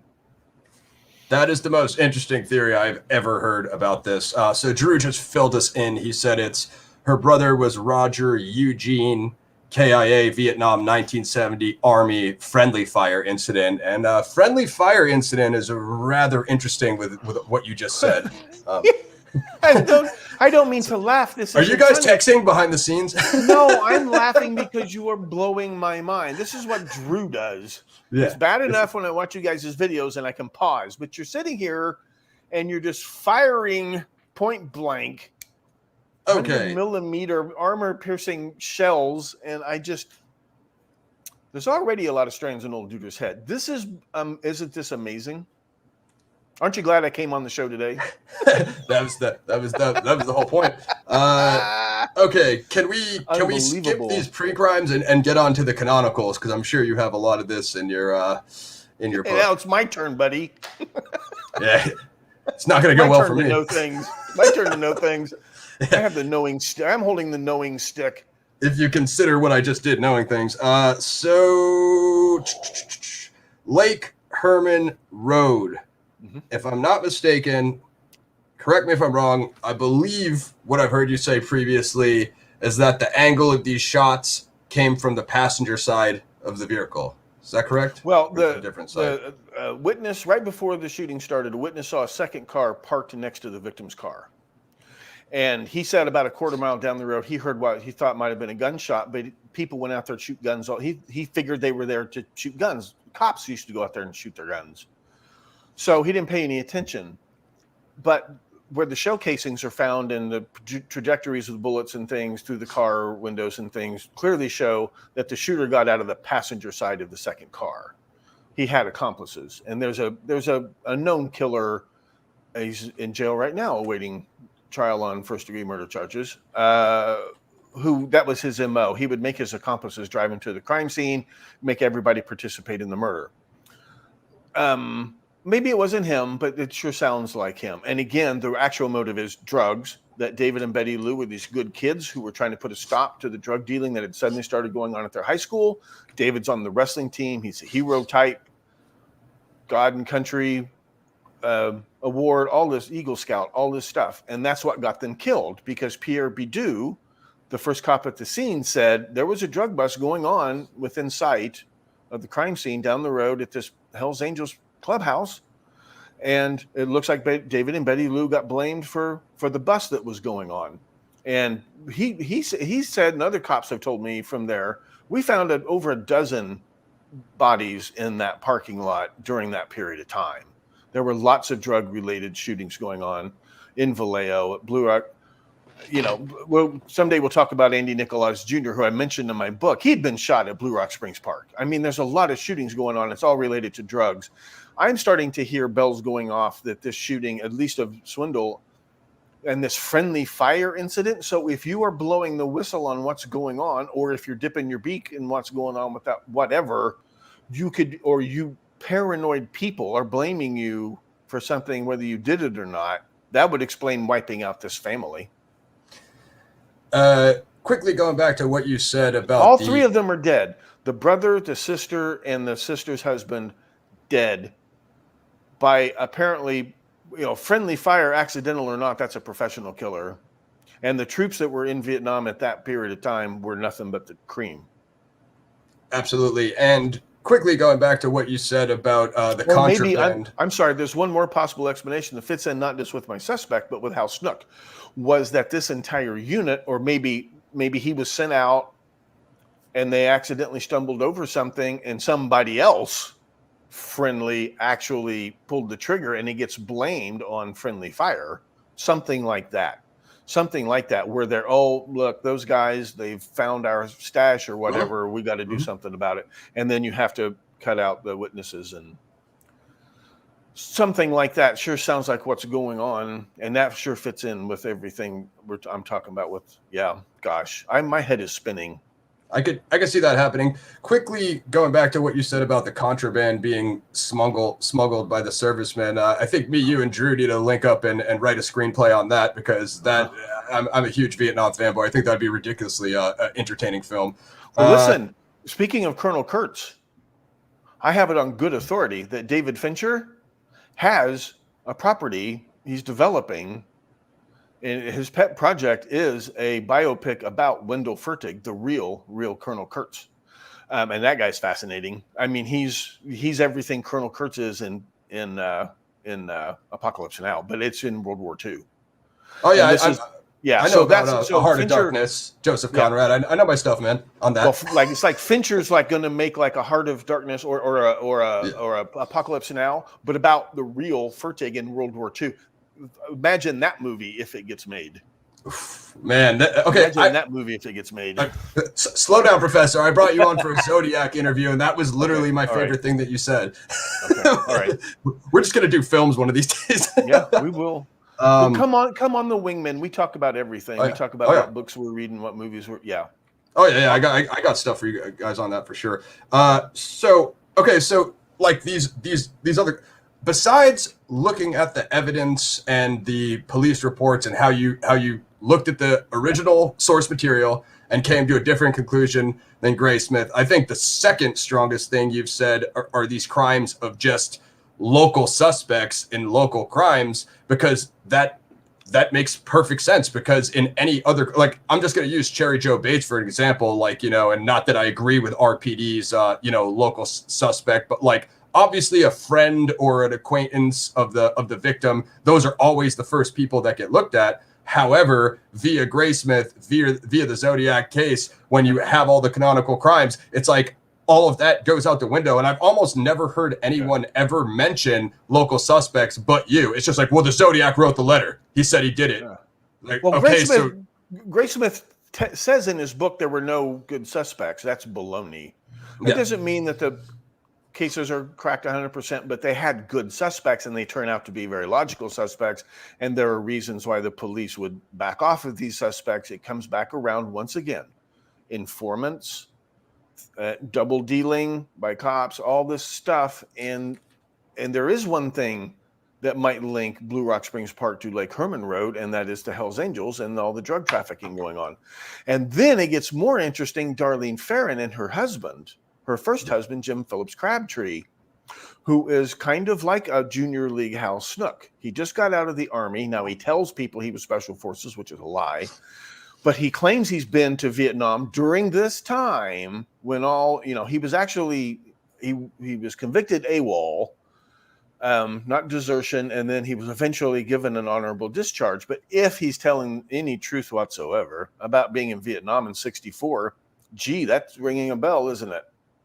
Because he worked part-time journalist, little odd jobs, and especially like little bankrupt newspapers, and some guy tried to get it going again, or he would try to get it going again. So he and Darlene moved to Albany, New York, where he's working at the Albany Times-Union, this defunct paper that they're trying to get going again, which is what Hal Snook did several times in his lifetime. And while they're there, the Albany conclave of the French Connection gets busted. So Darlene and Jim head for the Virgin Islands to work for this little rinky-dink newspaper in the Virgin Islands. And while they're there, the Virgin Islands contingent of the French Connection gets busted. And then Darlene, a lot of people think she got killed because she was, all these undercover cops she hung out with, they were using her to set up a bust, and then she gets double-crossed or something. And that's a very, very, very plausible explanation, which comes right back to everything that you're telling me about the Swindle case. And how could those cases be connected? It's the same. There's lots and lots and lots of other evidence that this is a group of people who are involved in this CIA / Golden Triangle / heroin stuff, and then using assets like Operation Mockingbird that they can cover up their crimes. And so, see, they don't need to do that in these crimes. Like, why write the letters about the Bay Area crimes? And then it seems like the letters are calling attention to some of this stuff, like they're trying to prove to somebody. Like, I think that's what the Stein murder was. There's a code within the code in the 408, I think, that predicts the Stein murder. That's the only evidence I can find in the letters that might prove that the letters are not a hoax. It predicts the Stein murder. And why would Stein get murdered? Well, he was a journalist. And you know, there's a weird connection between Paul Stein and the Golden State Killer. So he's this journalist, and he might be uncovering something about this drug smuggling ring, and that might be a motive to bring in this guy who has bumped off these other people down in Southern California, this Marine who's been killing people since before he even showed up for a boot camp. Or a group. He's a member of a group of them stationed around Pendleton who are doing this to protect this drug smuggle. Now, later on, they're going to be replaced. That's why we're going to get around to on the Stones Unturned podcast this Nugan Hand ring. But this is before Frank Lucas. This is before Ike Atkinson, going way back to the early '60s. Wow, you've given me so much material for my podcast, because I know a lot about the other end of this. I know a lot about the end in Indochina, about the heroin smuggling coming out, and these murders might be related, and it would certainly be related to everything we see in these so-called Zodiac murders, and Hal Snook and his friends and what's going on. That this is one long continuous thing. It's not little spontaneous eruptions of bizarre, unsolvable crimes. It's one long, bizarre, unsolvable crime that we are all together. Boy, wow. What am I going to do if another one of you kids starts a podcast? Oh man, we all have our I'll work. Take credit for it, I guess. I'm just waiting for one of you guys to crack it so I can attach myself to your theory. I see you, Drew. You might be cracking it right now. Okay, I've been waiting all day to ask you about Darlene Ferrin because I think you have some amazing, interesting things to say. Now I have heard about the Hells Angels thing. I've heard a little bit about some of this stuff, but I don't know if it's Lake Herman Road or Blue Rock Springs where there was a car seen sitting there earlier that night. I don't know if that's possibly related to what you've already mentioned. These two shady undercover narcotics cops. There's this interdepartmental narcotics task force that Hal Snook is a very important member of. He's their chemical expert. Mm-hmm. And Ben Villarreal and Richard Hoffman, right, as I show in my book, the person who wrote those Zodiac letters was looking at a copy of Richard Hoffman's report from the night Darlene got shot. So was a reporter at the Chronicle. Now, Hoffman, he's juvenile narcotics, undercover. Nobody in Vallejo knows him. And Villarreal is this guy that 100 cops have like, oh, that guy. Then they never tell me any stories. So the car that is parked next to David and Betty Lou, where the killer got out of the passenger side, that car disappeared. As a matter of fact, it magically appeared and magically disappeared. There were witnesses on the highway who did not see that car arrive and did not see it when it left. So it must have driven down the dirt road where the shooting takes place. There's a little bend in the road. And here's the parking lot where the shooting takes place, the highway. This is the highway. And then there's a dirt road that goes south and connects to the other highway. And both ends of this dirt road, there's a locked gate. Only the cops have the combination. Well, at the south end of that dirt road, at that intersection between the dirt road and the highway, that's Ben Villarreal's house. Now, in Blue Rock Springs Park, Villarreal and Hoffman both put themselves at the scene of the crime at the precise moment of the shooting, 11:55-ish, not 12:10. 12:10 is when the kids got home and called the cops. The shooting took place at 11:55. Villarreal said, I drove past the park. See, they're supposed to be keeping this John Doe under surveillance that summer. They're not supposed to be watching Blue Rock Springs Park. They're supposed to be watching John Doe because he's turned informant. This killer's turned informant. What are they doing at Blue Rock Springs Park at midnight? And then he says he sees a blue Ford, and everybody pretty sure that was Hoffman's unmarked car, his own personal car. Both of them said they didn't see Darlene's car, and then it's been Villarreal who arrests this Donald Warren Benson, like tries to frame him for Darlene's murder. Like, you got to read this book. I'm on it. If you haven't read this book, you have to read this book. This is from police reports, and no surprise witnesses, none of this stuff. This is from actual police reports, and he's booked for the murder of Darlene Ferrin. He had to have to release him. On a technicality, by the way, and then he skips town. They never see him again. But my point is, this keeps coming back around to these crooked narcotics cops. It keeps coming, who have friends. Some of them joined the Hells Angels from the police force, and these are the same cops that Hal Snook is deeply involved with in this interdepartmental narcotics squad. So what the heck's going on here? And now you're telling me this looks like it's got to do with heroin smuggling out of Indochina. And this is one of Hal Snook's friends, Anthony Pashutny, Tony Poe, who some people mistakenly assume is the real-life Colonel Kurtz.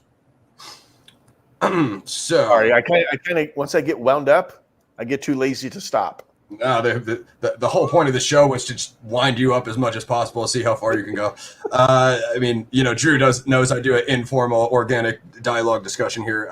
So Darlene Ferrin. So you mentioned the Virgin Islands, and then this cop says that hippies are calling him up, saying that she was involved, with a witch and the whole satanic coven.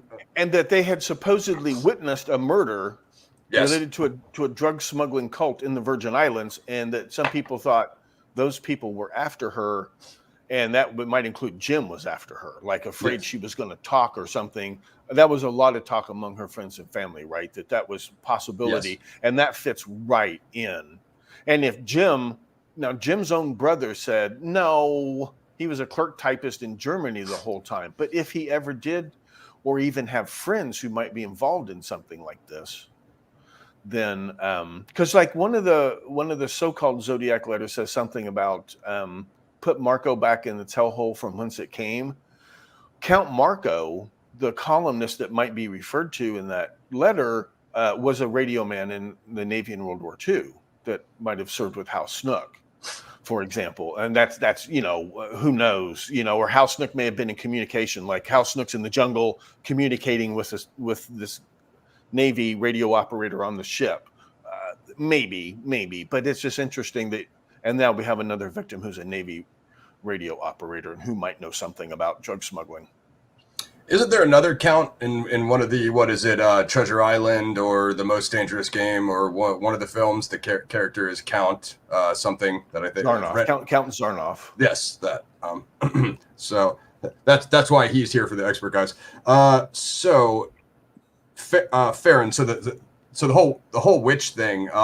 Is there anything to that? Can you name or place anybody, or the argument that she had in the parking lot, but when she was leaving her shift or whatever, the whole thing about the man harassing her at work, following her, blah blah blah. Do you find anything on any of that stuff? Well, he was from the Philippines, and he may have been, and he was pretty rough. Well, he was not like a tough guy. He opened his own business. He went into the stationery business, by the way. And he was just somebody he doesn't come across as very scary in those police reports, but in real life was kind of a scary guy. And he fits the description of the taxi cab bandit who had been robbing cabs in San Francisco the summer before Stein was shot. This Amerasian looking guy, he fits that description.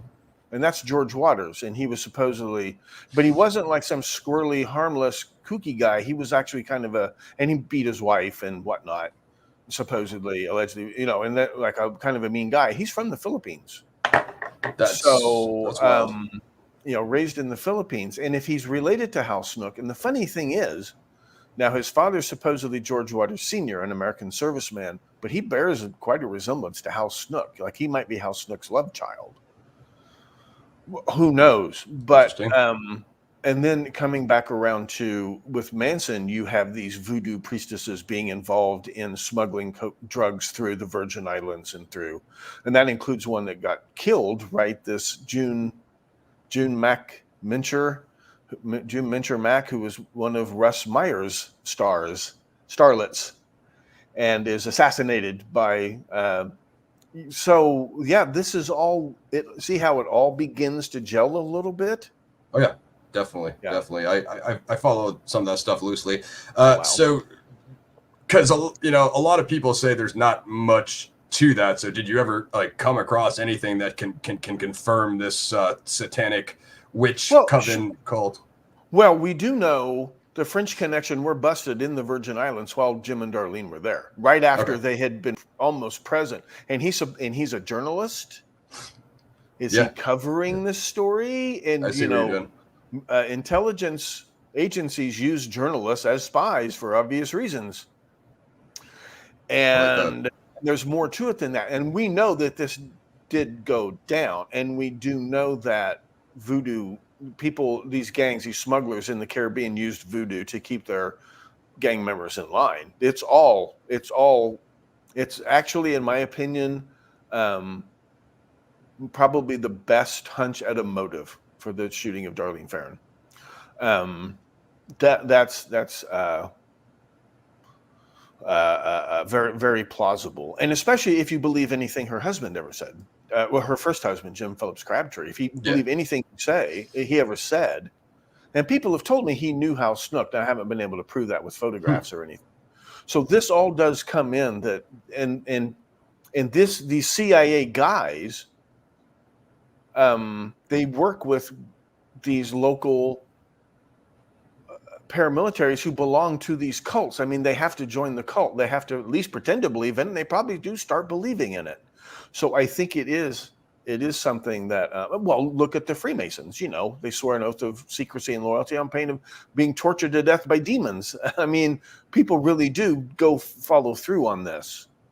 So I think that is it just seems like, I think you're right. Now that you're explaining these cases to me and what the actual evidence is, that's what's convincing me. Let's just revisit one time, because I want to hit it for the listeners, is the multiple layers of clothing, and dude saying he was worried about how skinny he was and wants to appear larger, which I don't find a sufficient answer. I like what you said about it much better. Which he had a record for burglary. He worked for his father's pest control company, so he had the keys to hundreds of houses. He had cased hundreds of houses. He's dressed like a burglar. And the way this John DeWatt operated his gang was get these teenagers, they're juvenile offenders. They're not looking at stiff prison sentences. And he gets them to steal radios and, they just hop in a window, grab something, hop out. Like you've seen the movie Friday, right? Mm-hmm. He gets these kids to do this, and then he trades drugs for the boosted items. He doesn't pay cash. He fences the stolen stuff, and he's getting the drugs cheap from his cousin in the Hells Angels. So, and it's the 4th of July, and 9/10 of the town are down watching the boat parade.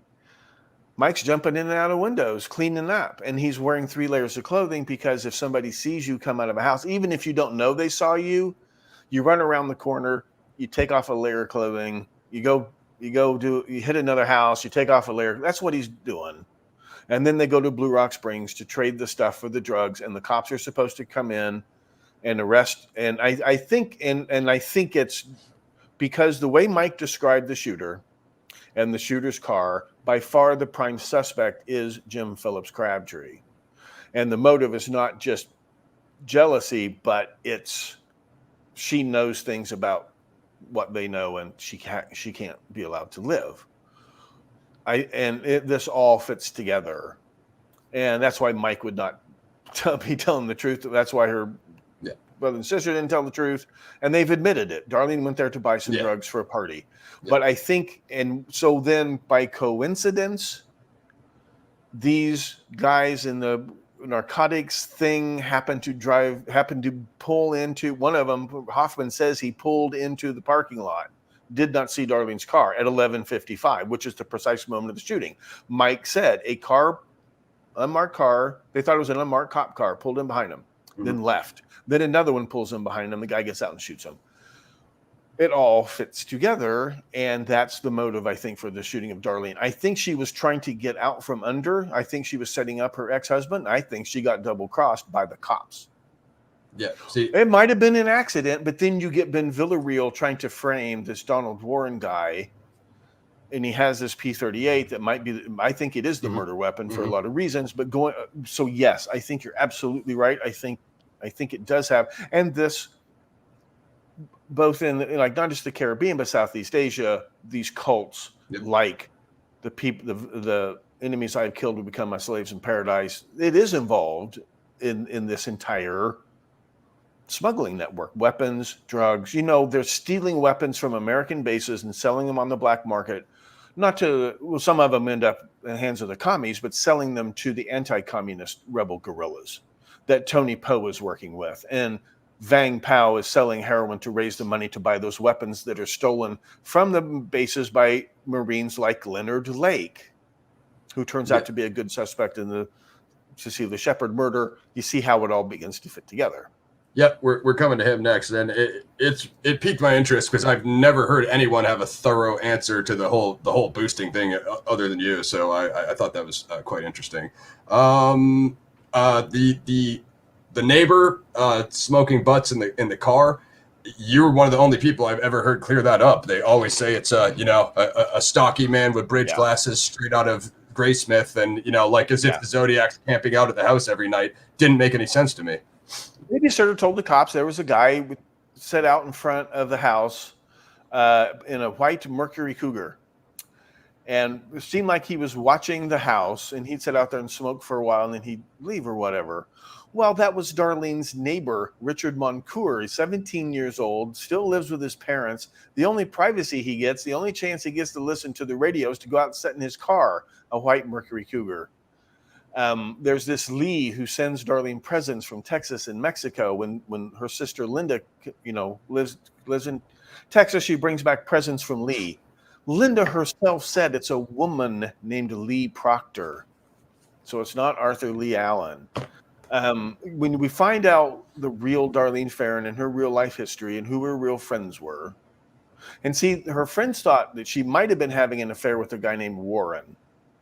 And this Donald Warren guy is, there's a Donald, some people think that was Donald Warren Porter, who was a dangerous criminal, but he's like 6'9", so he's not the guy that Mike described. And then there's this other Donald Warren and his friend Jim Philip Flowers, get busted and booked for the murder of Darlene Ferrin temporarily. That's one hell of a coincidence. And when you read these reports, it's obvious that those two guys were framed. The guy, that Donald got the gun from and bought the ammo for, it is the same guy. It's the same guy in both cases. I've interviewed him, and I believe him when he says he didn't know it was a murder weapon, but he wouldn't tell me who it belonged to. He never told the cops who it belonged to. I think it was the murder weapon. He told me something interesting. He said that it was broken, that at the bottom of this P38, the little gizmo that holds the magazine inside the handle butt, had broken off. And so you had to duct tape the clip into the pistol. And of course it would jam, right? And it seems like the gun jammed in the middle of the Blue Rock Springs shooting, and the guy had to go back to the car and unjam it, come back and finish the shooting. So I think it was the murder. Interesting. And of the only two or three reports we've never seen, and one of them is the ballistics results of the check on that gun. We've seen all the negative results. We see the reports on all the negative checks. We've never seen the results of this check. They still won't release it today. The FBI doesn't have a copy of it. And ballistics is not like fingerprints, but I'll bet you it says it's consistent with the murder weapon. I think they recovered the murder weapon, and it was given to Donald, and he was set up to get busted to frame him for the murder of Darlene Ferrin. I don't think he did. It's possible he did it. He fit the general description of the shooter, but he's never been in any other serious trouble. The other guys we're talking about, they're all known killers. My suspect for the Stein shooting is a known killer. Whereas this Donald Warren guy is he's not a killer. So, but Graysmith doesn't even mention any of this in his book. Yes. Yeah. I think if there's, without reading your book, one thing that you did the best, it is debunking Graysmith, because there's plenty to be done there. Graysmithing, if Drew is still with us, he has coined the expert phrase. Well, here's the funny thing. As of July 20th and 21st of July, 1969, it looks like the Ferrin murder has been solved. Zodiac hasn't written any letters yet. It's not until they let Donald go that Zodiac feels like it's now time to he can claim that as a murder if the murder had been cracked, and see how Snook is receiving copies of all these reports. He knows Vallejo has booked a suspect for that murder, and they're pending ballistics tests. Now, the 48 hours, the constitutional right comes and goes. They haven't received the results back yet. So they have to reduce the charge to carrying a concealed weapon. Donald's grandmother throws his bail. He skips town, never comes back, but they don't go looking for him. So maybe the results were negative. But Hal doesn't write the Zodiac letters until after that case goes cold and after that suspect is released for lack of evidence. Then he's confident enough to write the letters. This is my favorite thing about your research, are finding these, likely suspects in these canonical crimes. And also, you're the first person I've ever heard have an actual answer to the Lee Proctor thing, because 99% of people go with Graysmith and go, dude, come on, presents from Mexico, Lee. It's Lee, man. And I go, what? So, I don't blame the readers. I blame Graysmith. I don't think the readers are stupid. I think Graysmith, and I prove Graysmith is just a liar. I don't want to get you kicked off. I don't want to get you kicked off your platform. Hopefully, I don't. So my channel. I allege that Graysmith is probably in my book, I show you page after page after page. He will quote a huge paragraph of cop speak, word for word, no mistakes, except he lies about one crucial detail. He'll lie about the identity of the witness. He'll lie about the identity of the suspect. He'll lie about evidence. And he even actually uses one paragraph to talk about two separate suspects. And the first lie I noticed was that he had lied about the authenticity of the letters. This claim that the police verified that the letters were authentic is a lie. And I thought, why would he lie about that unless he knew the letters were some kind of hoax? And then the more I looked into it, the more obvious it was a hoax. But it wasn't Graysmith, although I'm pretty sure he's involved. I think Graysmith actually did the lettering on the cryptograms. But it's this cop who is, like, one big part of the myth is police departments weren't sharing information on unsolved homicides. Well, long before Zodiac started, the Bay Area police departments had been routinely sharing. And Hal Snook in Napa County is the officer designated to receive and collate and take care of these reports. And his handwriting is a perfect match for the Zodiac, the actual authentic Zodiac killer letters. So, and Graysmith obviously knew all of this when he wrote his book. So I don't blame the readers. The readers of the book are not dumb. The writer of the book is a liar. So anyway, that's my speech. I agree with that part of your angle, but my gripe is not with the readers; it's with the researchers that just take this stuff at face value and continue to regurgitate it. Because there's so many things that I found wrong with Sherry Joe Bates. The guys I got my copies of the files from, I took them right off their websites and with their knowledge. Now they had altered some of them, different ones. Butterfield had altered some. Voight altered them, or they had not released a few pages, and they had so that I'm with you on that. These so-called researchers who, and Morph, bless his heart, the newspaper article that proves that a reporter from the Chronicle tampered with evidence at the Stein cab, Keith Power. I got that article off Morph's website, and he had never seen it. I said, Morph, I got it off your website, buddy. You got to read your own website. If you and Morph ever want to do the rematch on my channel, I'm always trying to set up a debate for you. So I like Morph. We had a very civilized, polite, courteous. It wasn't Morph's fault that he hadn't actually read any of the material on his website. He wasn't. But he wasn't. Yeah, it's just Morph. But he can't stand me. Yeah, Morph's they don't come on my show and ask me questions. They have to have proxies ask all these questions. Morph's my guy. I like his research. All right, let's get to. Yeah, I don't have a problem with Morph, but he doesn't care for the cut of my jib. I understand it. Let's get to what I think is the most insane canonical crime. One of the craziest things I've ever heard of in my life. Lake Berryessa. There were some questions on my channel for you about Lake Berryessa. I know you have an interesting take on this. Walk us through what you got. Well, if you have read my book, you know that the prime suspect at the time, and in my opinion still is Park Ranger Dennis Land. But he may have merely been an accomplice. He may have been the guy who held the camera, because there's a lot of reasons for thinking that crime was filmed. And as a matter of fact, the physical evidence strongly suggests that Brian and Cecilia had sex and put their clothes back on before they were attacked. Now, that could also have been filmed. And it turns out there is a known snuff film, a convicted, well, not convicted, he died first, snuff film maker living in the area whose MO is an absolute perfect match for everything that happened, because the victims both lived long enough to tell cops what happened. Brian is still alive, last time I checked, God bless him. Yeah. But they described the MO to the police in great detail, and it absolutely perfectly matches this little act that Leonard Lake puts on in his notorious videotapes. Now, listeners, please be very careful. Some amateur filmmakers, semi-pro filmmakers, they made these recreations, but those are phony. We've only ever seen very short clips. Now, no murder actually takes place on these tapes. That's not my point. I don't even care. It matches Lake's MO of approaching the victims, claiming he's an escaped convict, or having some, I'm ruthless, I don't care, I have nothing to lose.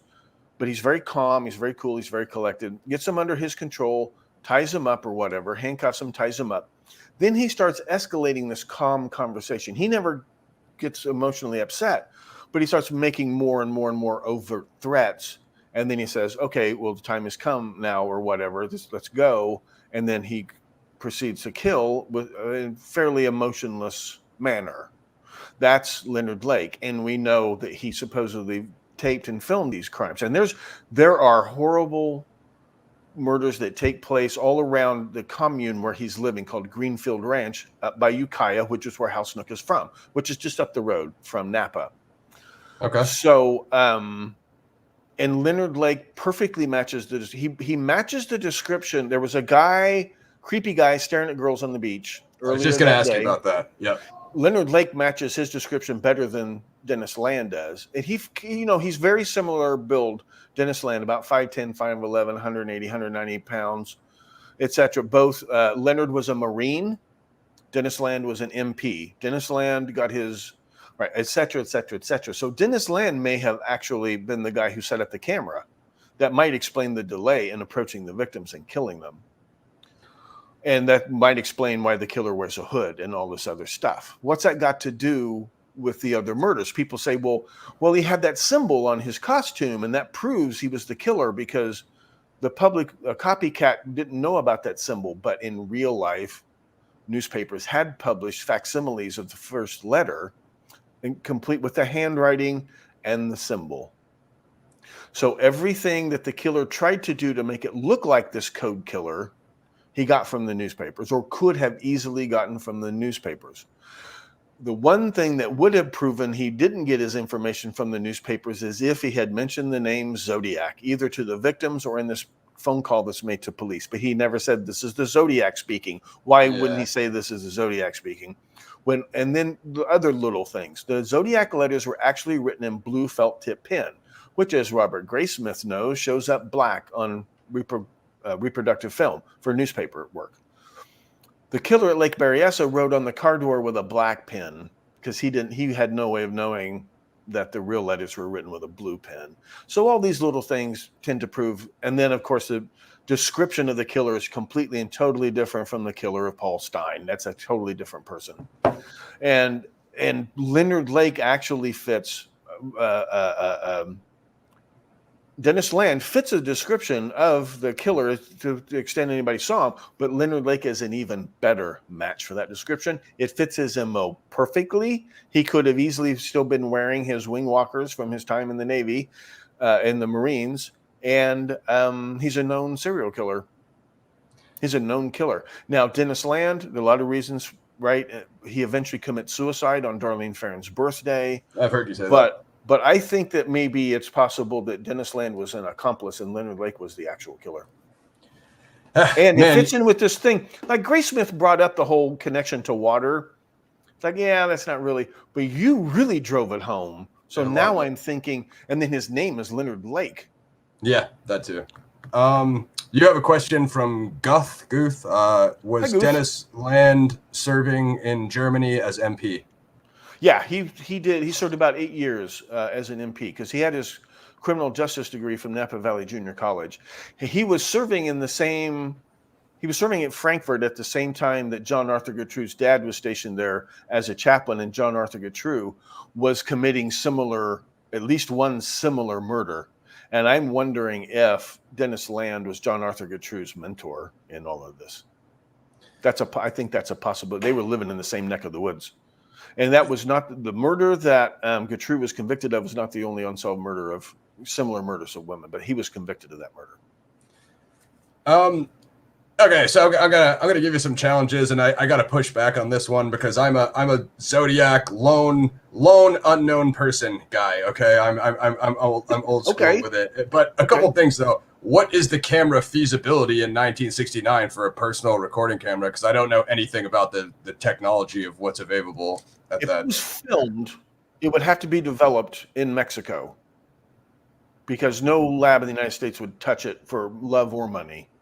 And as a matter of fact, part of the urban legend about snuff films comes from a notorious film made by Kenneth Anger of Cameron Parsons, Marjorie Cameron Parsons cult rituals, that the techs at the film lab were afraid that they would get raided because it was pornographic, and they thought it might be and it had portrayal of human sacrifice, and they burned it. They burned the negatives because they didn't want to get in trouble. So, but here's where it gets interesting. It turns out there are more and more connections we're finding between Manson and Zodiac. And this guy that I'm talking about, my suspect for the Stein murder, and now our suspect for, or his friends being suspects in all these other murders, he would have dealt with the same well-established little underworld that involved people like Philip Arthur Thompson that Leonard Lake dealt with. Leonard Lake grew pot and made snuff films and porn, hardcore. Now you can watch worse stuff on Pornhub, but this BDSM stuff, and then traded that to the Hells Angels for weapons, explosives, money. So you have the Hells Angels, you have these weapons traffickers, narcotics traffickers, and Leonard Lake is involved in this apparently, and that's who he's making the snuff films. Because otherwise, who are the customers? Who has he been making these films and videos for? Now here's where it gets interesting. The Manson family stole a brand new truck with all brand new Betamax color television on, low equipment, brand new, the first rig imported to America. They steal it. The van is recovered out at Barker Ranch. The camera equipment was never found again. This would have been the kind of equipment you could use. And I think it's interesting that the killer waits, first of all, maybe for the victims to have sex, but the sun has gone down far enough that you get even lighting of the crime scene. And remember, for a snuff film, it doesn't have to be Academy Award winning cinematography. It just has to record a murder that you can point to in the newspapers and say, this is a film of that murder. So it's very feasible. It's very, very feasible. And this snuff film angle keeps coming up over and over again in some other, not just Zodiac, but, Son of Sam. Yeah, I know the Son of Sam reference. And the Manson family stuff may have been videotaped with their video equipment. The camera was missing. Right? He took the camera, the tripod was missing. But these guys one of the victims, Stephen Parent, worked at a upscale stereo store where they sold these brand new gadgets, these home video cameras and tape decks. So it's very possible that some of the Manson family stuff was also videotaped. Well, Polanski was filming those of his wife with the, That's her right. doing that stuff. That's right. Okay. I'm going to use my lifeline, Drew. Save me in the comments, please. I gotta get my lone killer here at Lake Berryessa. So, Professor, we only have footsteps of one guy walking in and walking out. So how do we explain these other people? But I do think you're right about Dennis Land, moving and ruining the crime scene, which Lake, did I get that wrong? Which he clearly did. And as you've stated, Hal Snook is his mentor, so he knows better than that.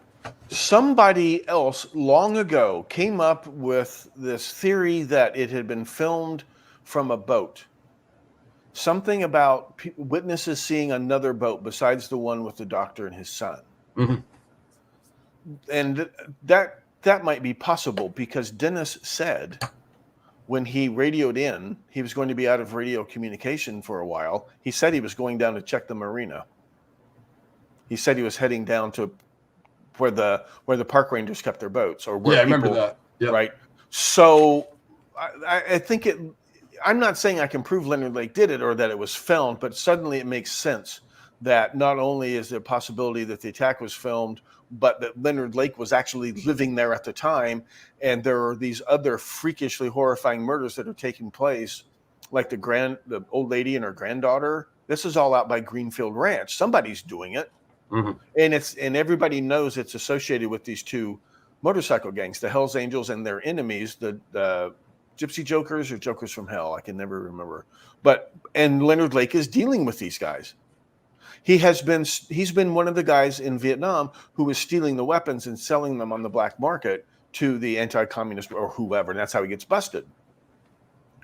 And then it turns out that when he's in the psychiatric hospital at the Navy base back home in Los Angeles, one of the male nurses at that facility, not an attendant, a male nurse at this psychiatric facility for dangerous psychotics, is Samson DeBreer, who's a very tight member of Cameron's little children cult. Okay. All right. Well, okay. So Your turn. Zodiac. Sorry. I'm sorry to lay all that on you. See, none of this is in the book, but you have to start with the book or you won't, none of this will make sense. So it's not your fault that you haven't heard all of this. I love when you give extras. I mean, I'm all about the exclusives on my channel. Hopefully, and I don't mind. This is I have a lot of respect for your show. To continue to do here. I appreciate that very much. Okay, well, let me defend my lone nut Zodiac killer. In your case, non-Zodiac. So the footprints in, the footprints out, but the blue pen versus the black pen on Brian Hartnell's door. I mean, come on, Professor, that's not really a thing. Why does that matter? Well, here's another thing. He could have put the camera on a tripod and just turned it on. There. How's that for an answer? You don't think she would have seen that though? You don't think they would have seen that? Not necessarily. Broad daylight. Not necessarily.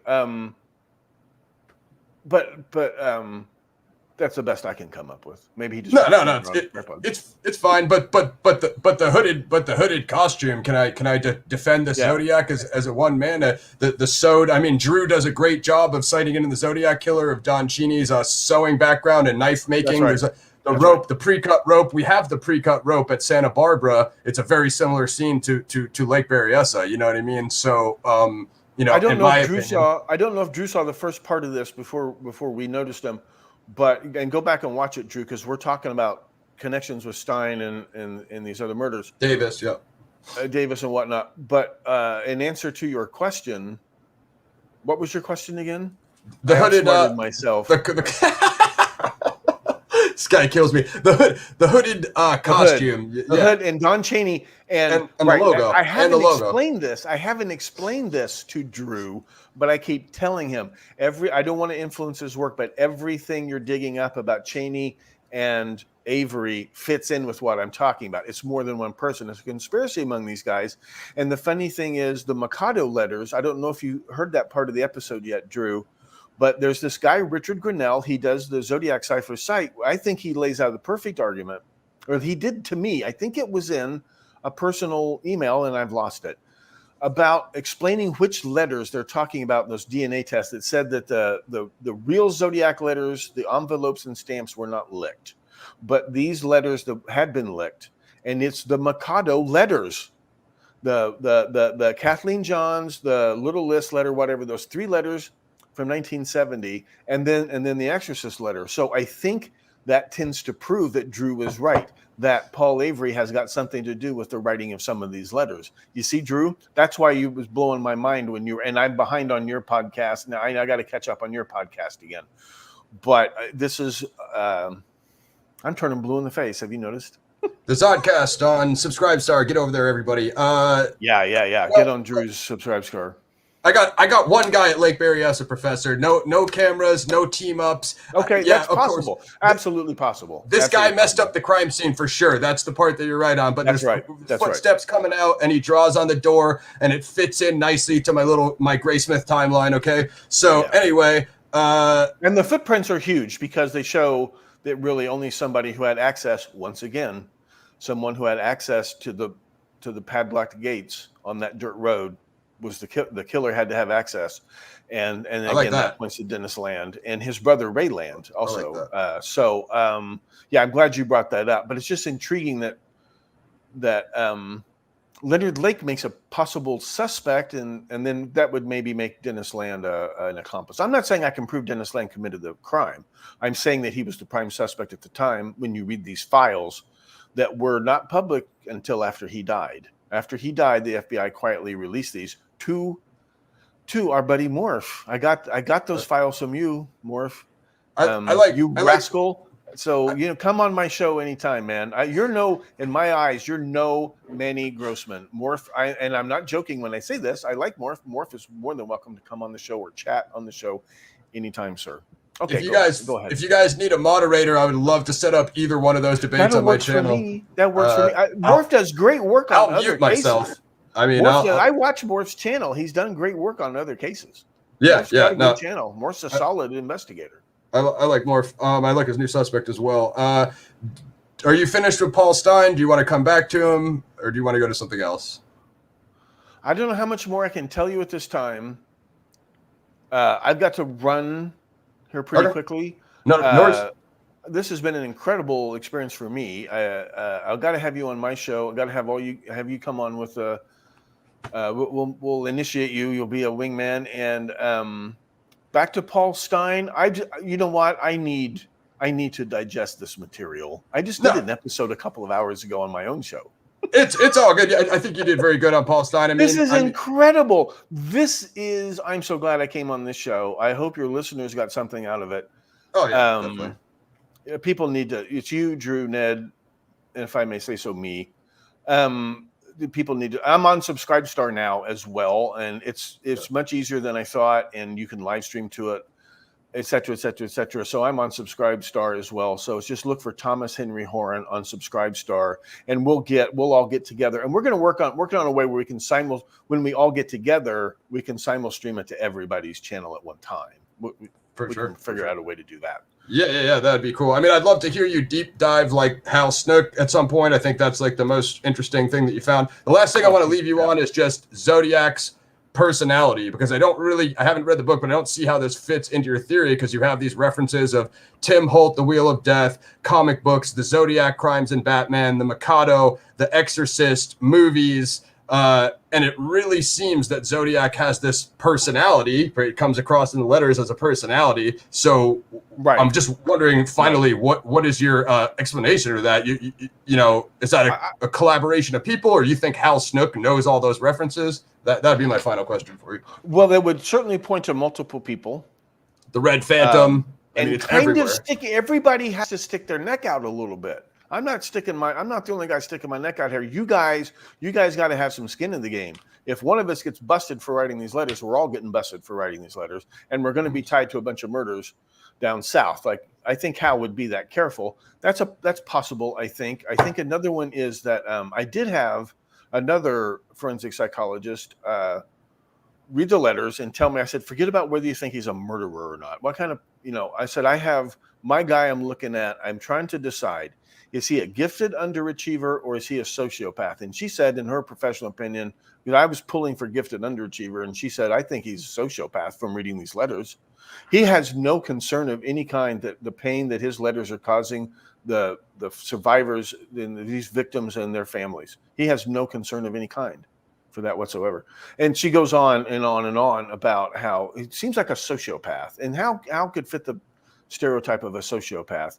How was like Grace Smith points out, the Zodiac seemed to have access to comic strips before they were published. Well, Hal had been a journalist. He ran some small newspapers. He knew everything top to bottom. He knew how to run the darkroom. He knew how to do this. He knew how to do that. He taught himself all kinds of skills. I think he read those comic books, or he might have been. So I think, and then the more we learn about him, the more obvious it is that it was him. But then and Drew's done this fantastic job of, it's more than one person, because don't forget, the belly letter had a piece of the shirt, but the handwriting is different from Hal Snook's. But it fits these Mikado letters, which I think Drew is doing a wonderful job of showing. That sure points to Paul Avery, who's, even the other investigative reporters called him Unsavory Avery. So, and see, he was in Vietnam running a little independent news wire service who may have been sending coded messages for Tony Poe and things like this. And he was Melvin Belly's publicist. One of when Dave Ornchak cracked the 340, one of the possible solutions, the ninth configuration is it's a reference back to this cult. But another one is there are a lot of sentences like, we sign RA, which might stand for representation agreement. We sign RA on condition Belly be your next story. And Melvin Belly is the next story, the Melvin Belly letter, which supposedly contains a piece of the shirt. But the handwriting is different.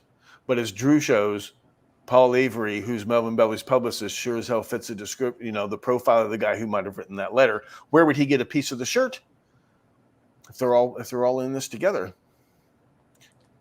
Yeah. So that's the shortest answer I can come up with. No, I got you. But it's just like, you see my point. It seems like he's a comic book movie fan. And then that Richard Marshall's theater had the Zodiac on the ceiling. There's just so many links to movies and movie posters and comic books. Rick Marshall was a pedophile. Literature. Rick Marshall Right. was a pedophile. And he has this warehouse down on the bay. So when the killer escapes from the Presidio Heights, if he did get in a car and drive away, he'd be making a beeline for Rick Marshall's place.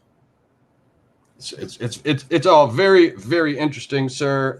I believe that's actually, if you want this question, somebody had asked you about ALA. What are your thoughts on the pipe bombs in Lee Allen's basement? Coincidence? Well, I'm not saying Arthur Lee Allen was an innocent little lamb. And the only other thing I can say is he's not the only guy who has a basement full of pipe bombs. I mean, there's millions of people in this country. There are more than 1 million women in this country who make their own ammunition. And I mean, they have the little lathes and they turn their own. That's 1 million. Create women. The so it's not that unusual that, and Arthur Lee Allen has been harassed as this Zodiac suspect, and he may have, and he knows he's dying.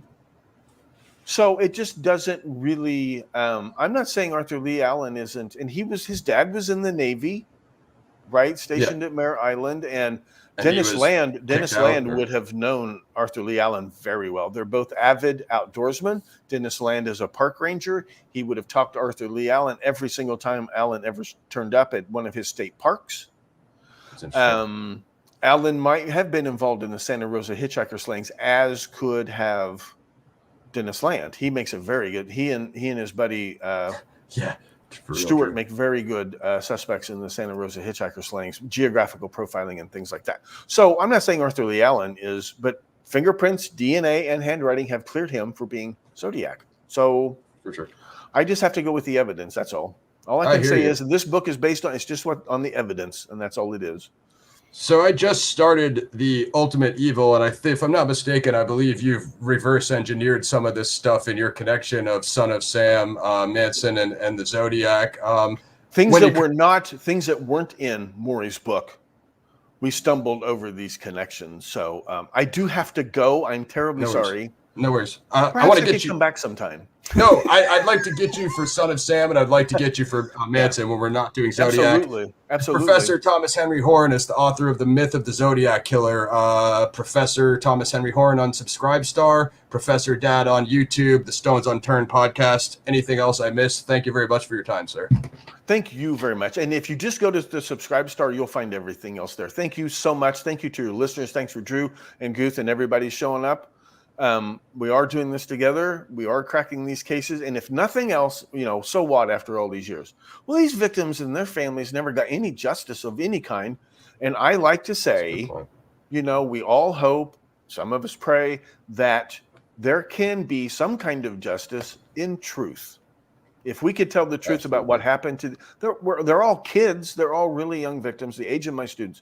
If we could at least find the truth and tell the truth about what happened to them, they weren't random victims of some kooky serial killer, right? Et cetera, maybe we've done something. Outstanding, sir. Well, thank you very much for the interview. Let's get you back soon. I'll be putting in that order for my book soon, and we'll be sending everybody over to follow your projects where they can. And this guy covers a whole host of topics that I'm interested in that we didn't even touch today. You were doing Catholic and Freemasonry history earlier this morning. So this guy's channel's awesome. Thanks very much. I enjoy doing it. And it's like the internet was made for me. I can't wait to see you unhinged on Subscribestar. That's what I'm really looking forward to. Okay, yeah. I'm going to let it fly tomorrow. We're going to talk about the death of the cinematographer on Alec Baldwin's movie set.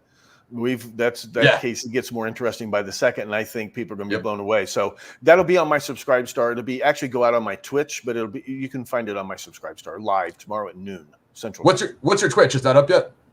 Yeah, I think it's also Thomas Henry Horan. Awesome. But if you're on my Subscribestar, then Subscribestar, you can click on the thing and go to the channel or whatever. But it will be on my Subscribestar for sure. So thank you so much for letting me come on here and babble. Thank you much, sir. We'd like to have you soon again. Bye-bye. Awesome. Thanks, man. Appreciate it. Are you waiting for me to hang up? I can remove you if you like. This guy's fired. He gave me everything. I don't want to just. Yeah. So anyway, I don't even know how. Maybe you should cut me off. No, I got you. Get over there, subscribe to his channel, Subscribestar, Twitch, and pick up the book. Amazon, best place for the book. Amazon, yeah, for now. So because the Kindle version has clickable links that take you to the documents, you can see the documents I used to write the book. It's awesome. All right. Thank you very much, Professor. We'll talk to you soon. Bye-bye. Appreciate it. Thank you. All right, folks. There you have it. I tried my best. That guy knows his stuff. It's difficult. He has the facts to back up his points. You might not love the theory, but it's very, very interesting. Zodiac Files, Episode 3, the Cherry Joe Bates Mystery. We're filming it tomorrow. We're going to try to get it up as soon as possible. Make sure to hit Professor Thomas Henry Horan on Subscribestar. Head over to his YouTube channel, Professor Dad. Subscribe there. Subscribe to the Stones Unturned Podcast. Get the book on Amazon, or if you want the clickable links in Kindle, you get that as well. Then you're going to head over to Subscribestar. You're going to get Drew Beeson's The Zodcast. Then you go over to YouTube. You go to the Drew Beeson Tube. You subscribe to that and like all the episodes of The Zodcast. Make sure to check out my series, Zodiac Files, episodes 1 and 2, The Seaside Slayings and the Death of Ray Davis. Crypt Rick, where I would recommend to start, there's you're not going to want to start with Graysmith. You're probably going to want to pick up Drew Beeson sighting in on the Zodiac on Amazon. And then you could head over to ZodiacKiller.com. There's a decent forum with a lot of deep dives of the suspects. Also, Morph's got his site, ZodiacKiller.net. Richard Grinnell has an amazing website. That is ZodiacKillerCiphers.com. And then you could head over to Black Box Online Radio, where Ned DeHaan, Black Box Ned, he deep dives every suspect. So if there's a specific suspect you're looking for, you can check that out. There's also the Zodiac Killer channel, which has some decent stuff. So I think that does it for me. I think we got to everybody's questions, and I think that is all I have for you guys today. This was my 4th Zodiac Files interview. Professor Thomas Henry Horan. The book is The Myth of the Zodiac Killer. When I first heard about that, I was totally baffled. I didn't understand it. I always thought the Zodiac Killer was just a lone person, possibly a cult member, which I introduced my theory today, as I've discussed with some others. And I could not understand why Drew Beeson and Ned DeHaan, guys as smart as those guys, were just continually talking about Thomas Henry Horan and this myth of the Zodiac Killer hoax. It was driving me, insane. So now that you've talked to, you see he's clearly a well-spoken, articulate guy with great points. So check out that book. I'll be reading it soon. My reading list is ridiculously long right now. I just started The Ultimate Evil. I will be getting Drew Beeson's Paratrooper of Fortune. I'm looking to deep dive DB Cooper with him. So, that's we're going to be talking about that, Drew. I got an idea on that project. I'll also get the a couple things before I go.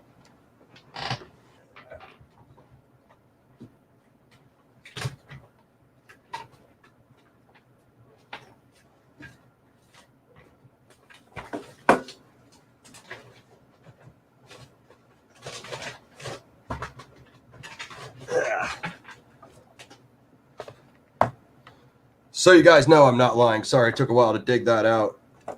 Drew Beeson, Out of Bounds. What happened to the Yuba County 5? Drew Hurst Beeson. Shout out to him for sending me this. If I'm not mistaken, Drew, you're working with Discovery Channel on a documentary about that. Extremely interesting material. And one more.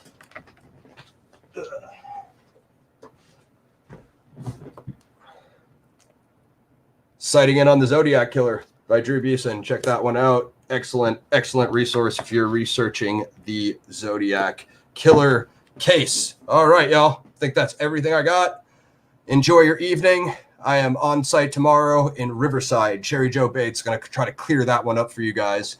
We'll see how that goes for me. I hope you guys enjoyed the interview. Like, subscribe, share, get me on Twitter. My tag is below. And that's pretty much all I got for you guys. I'm out. Good evening.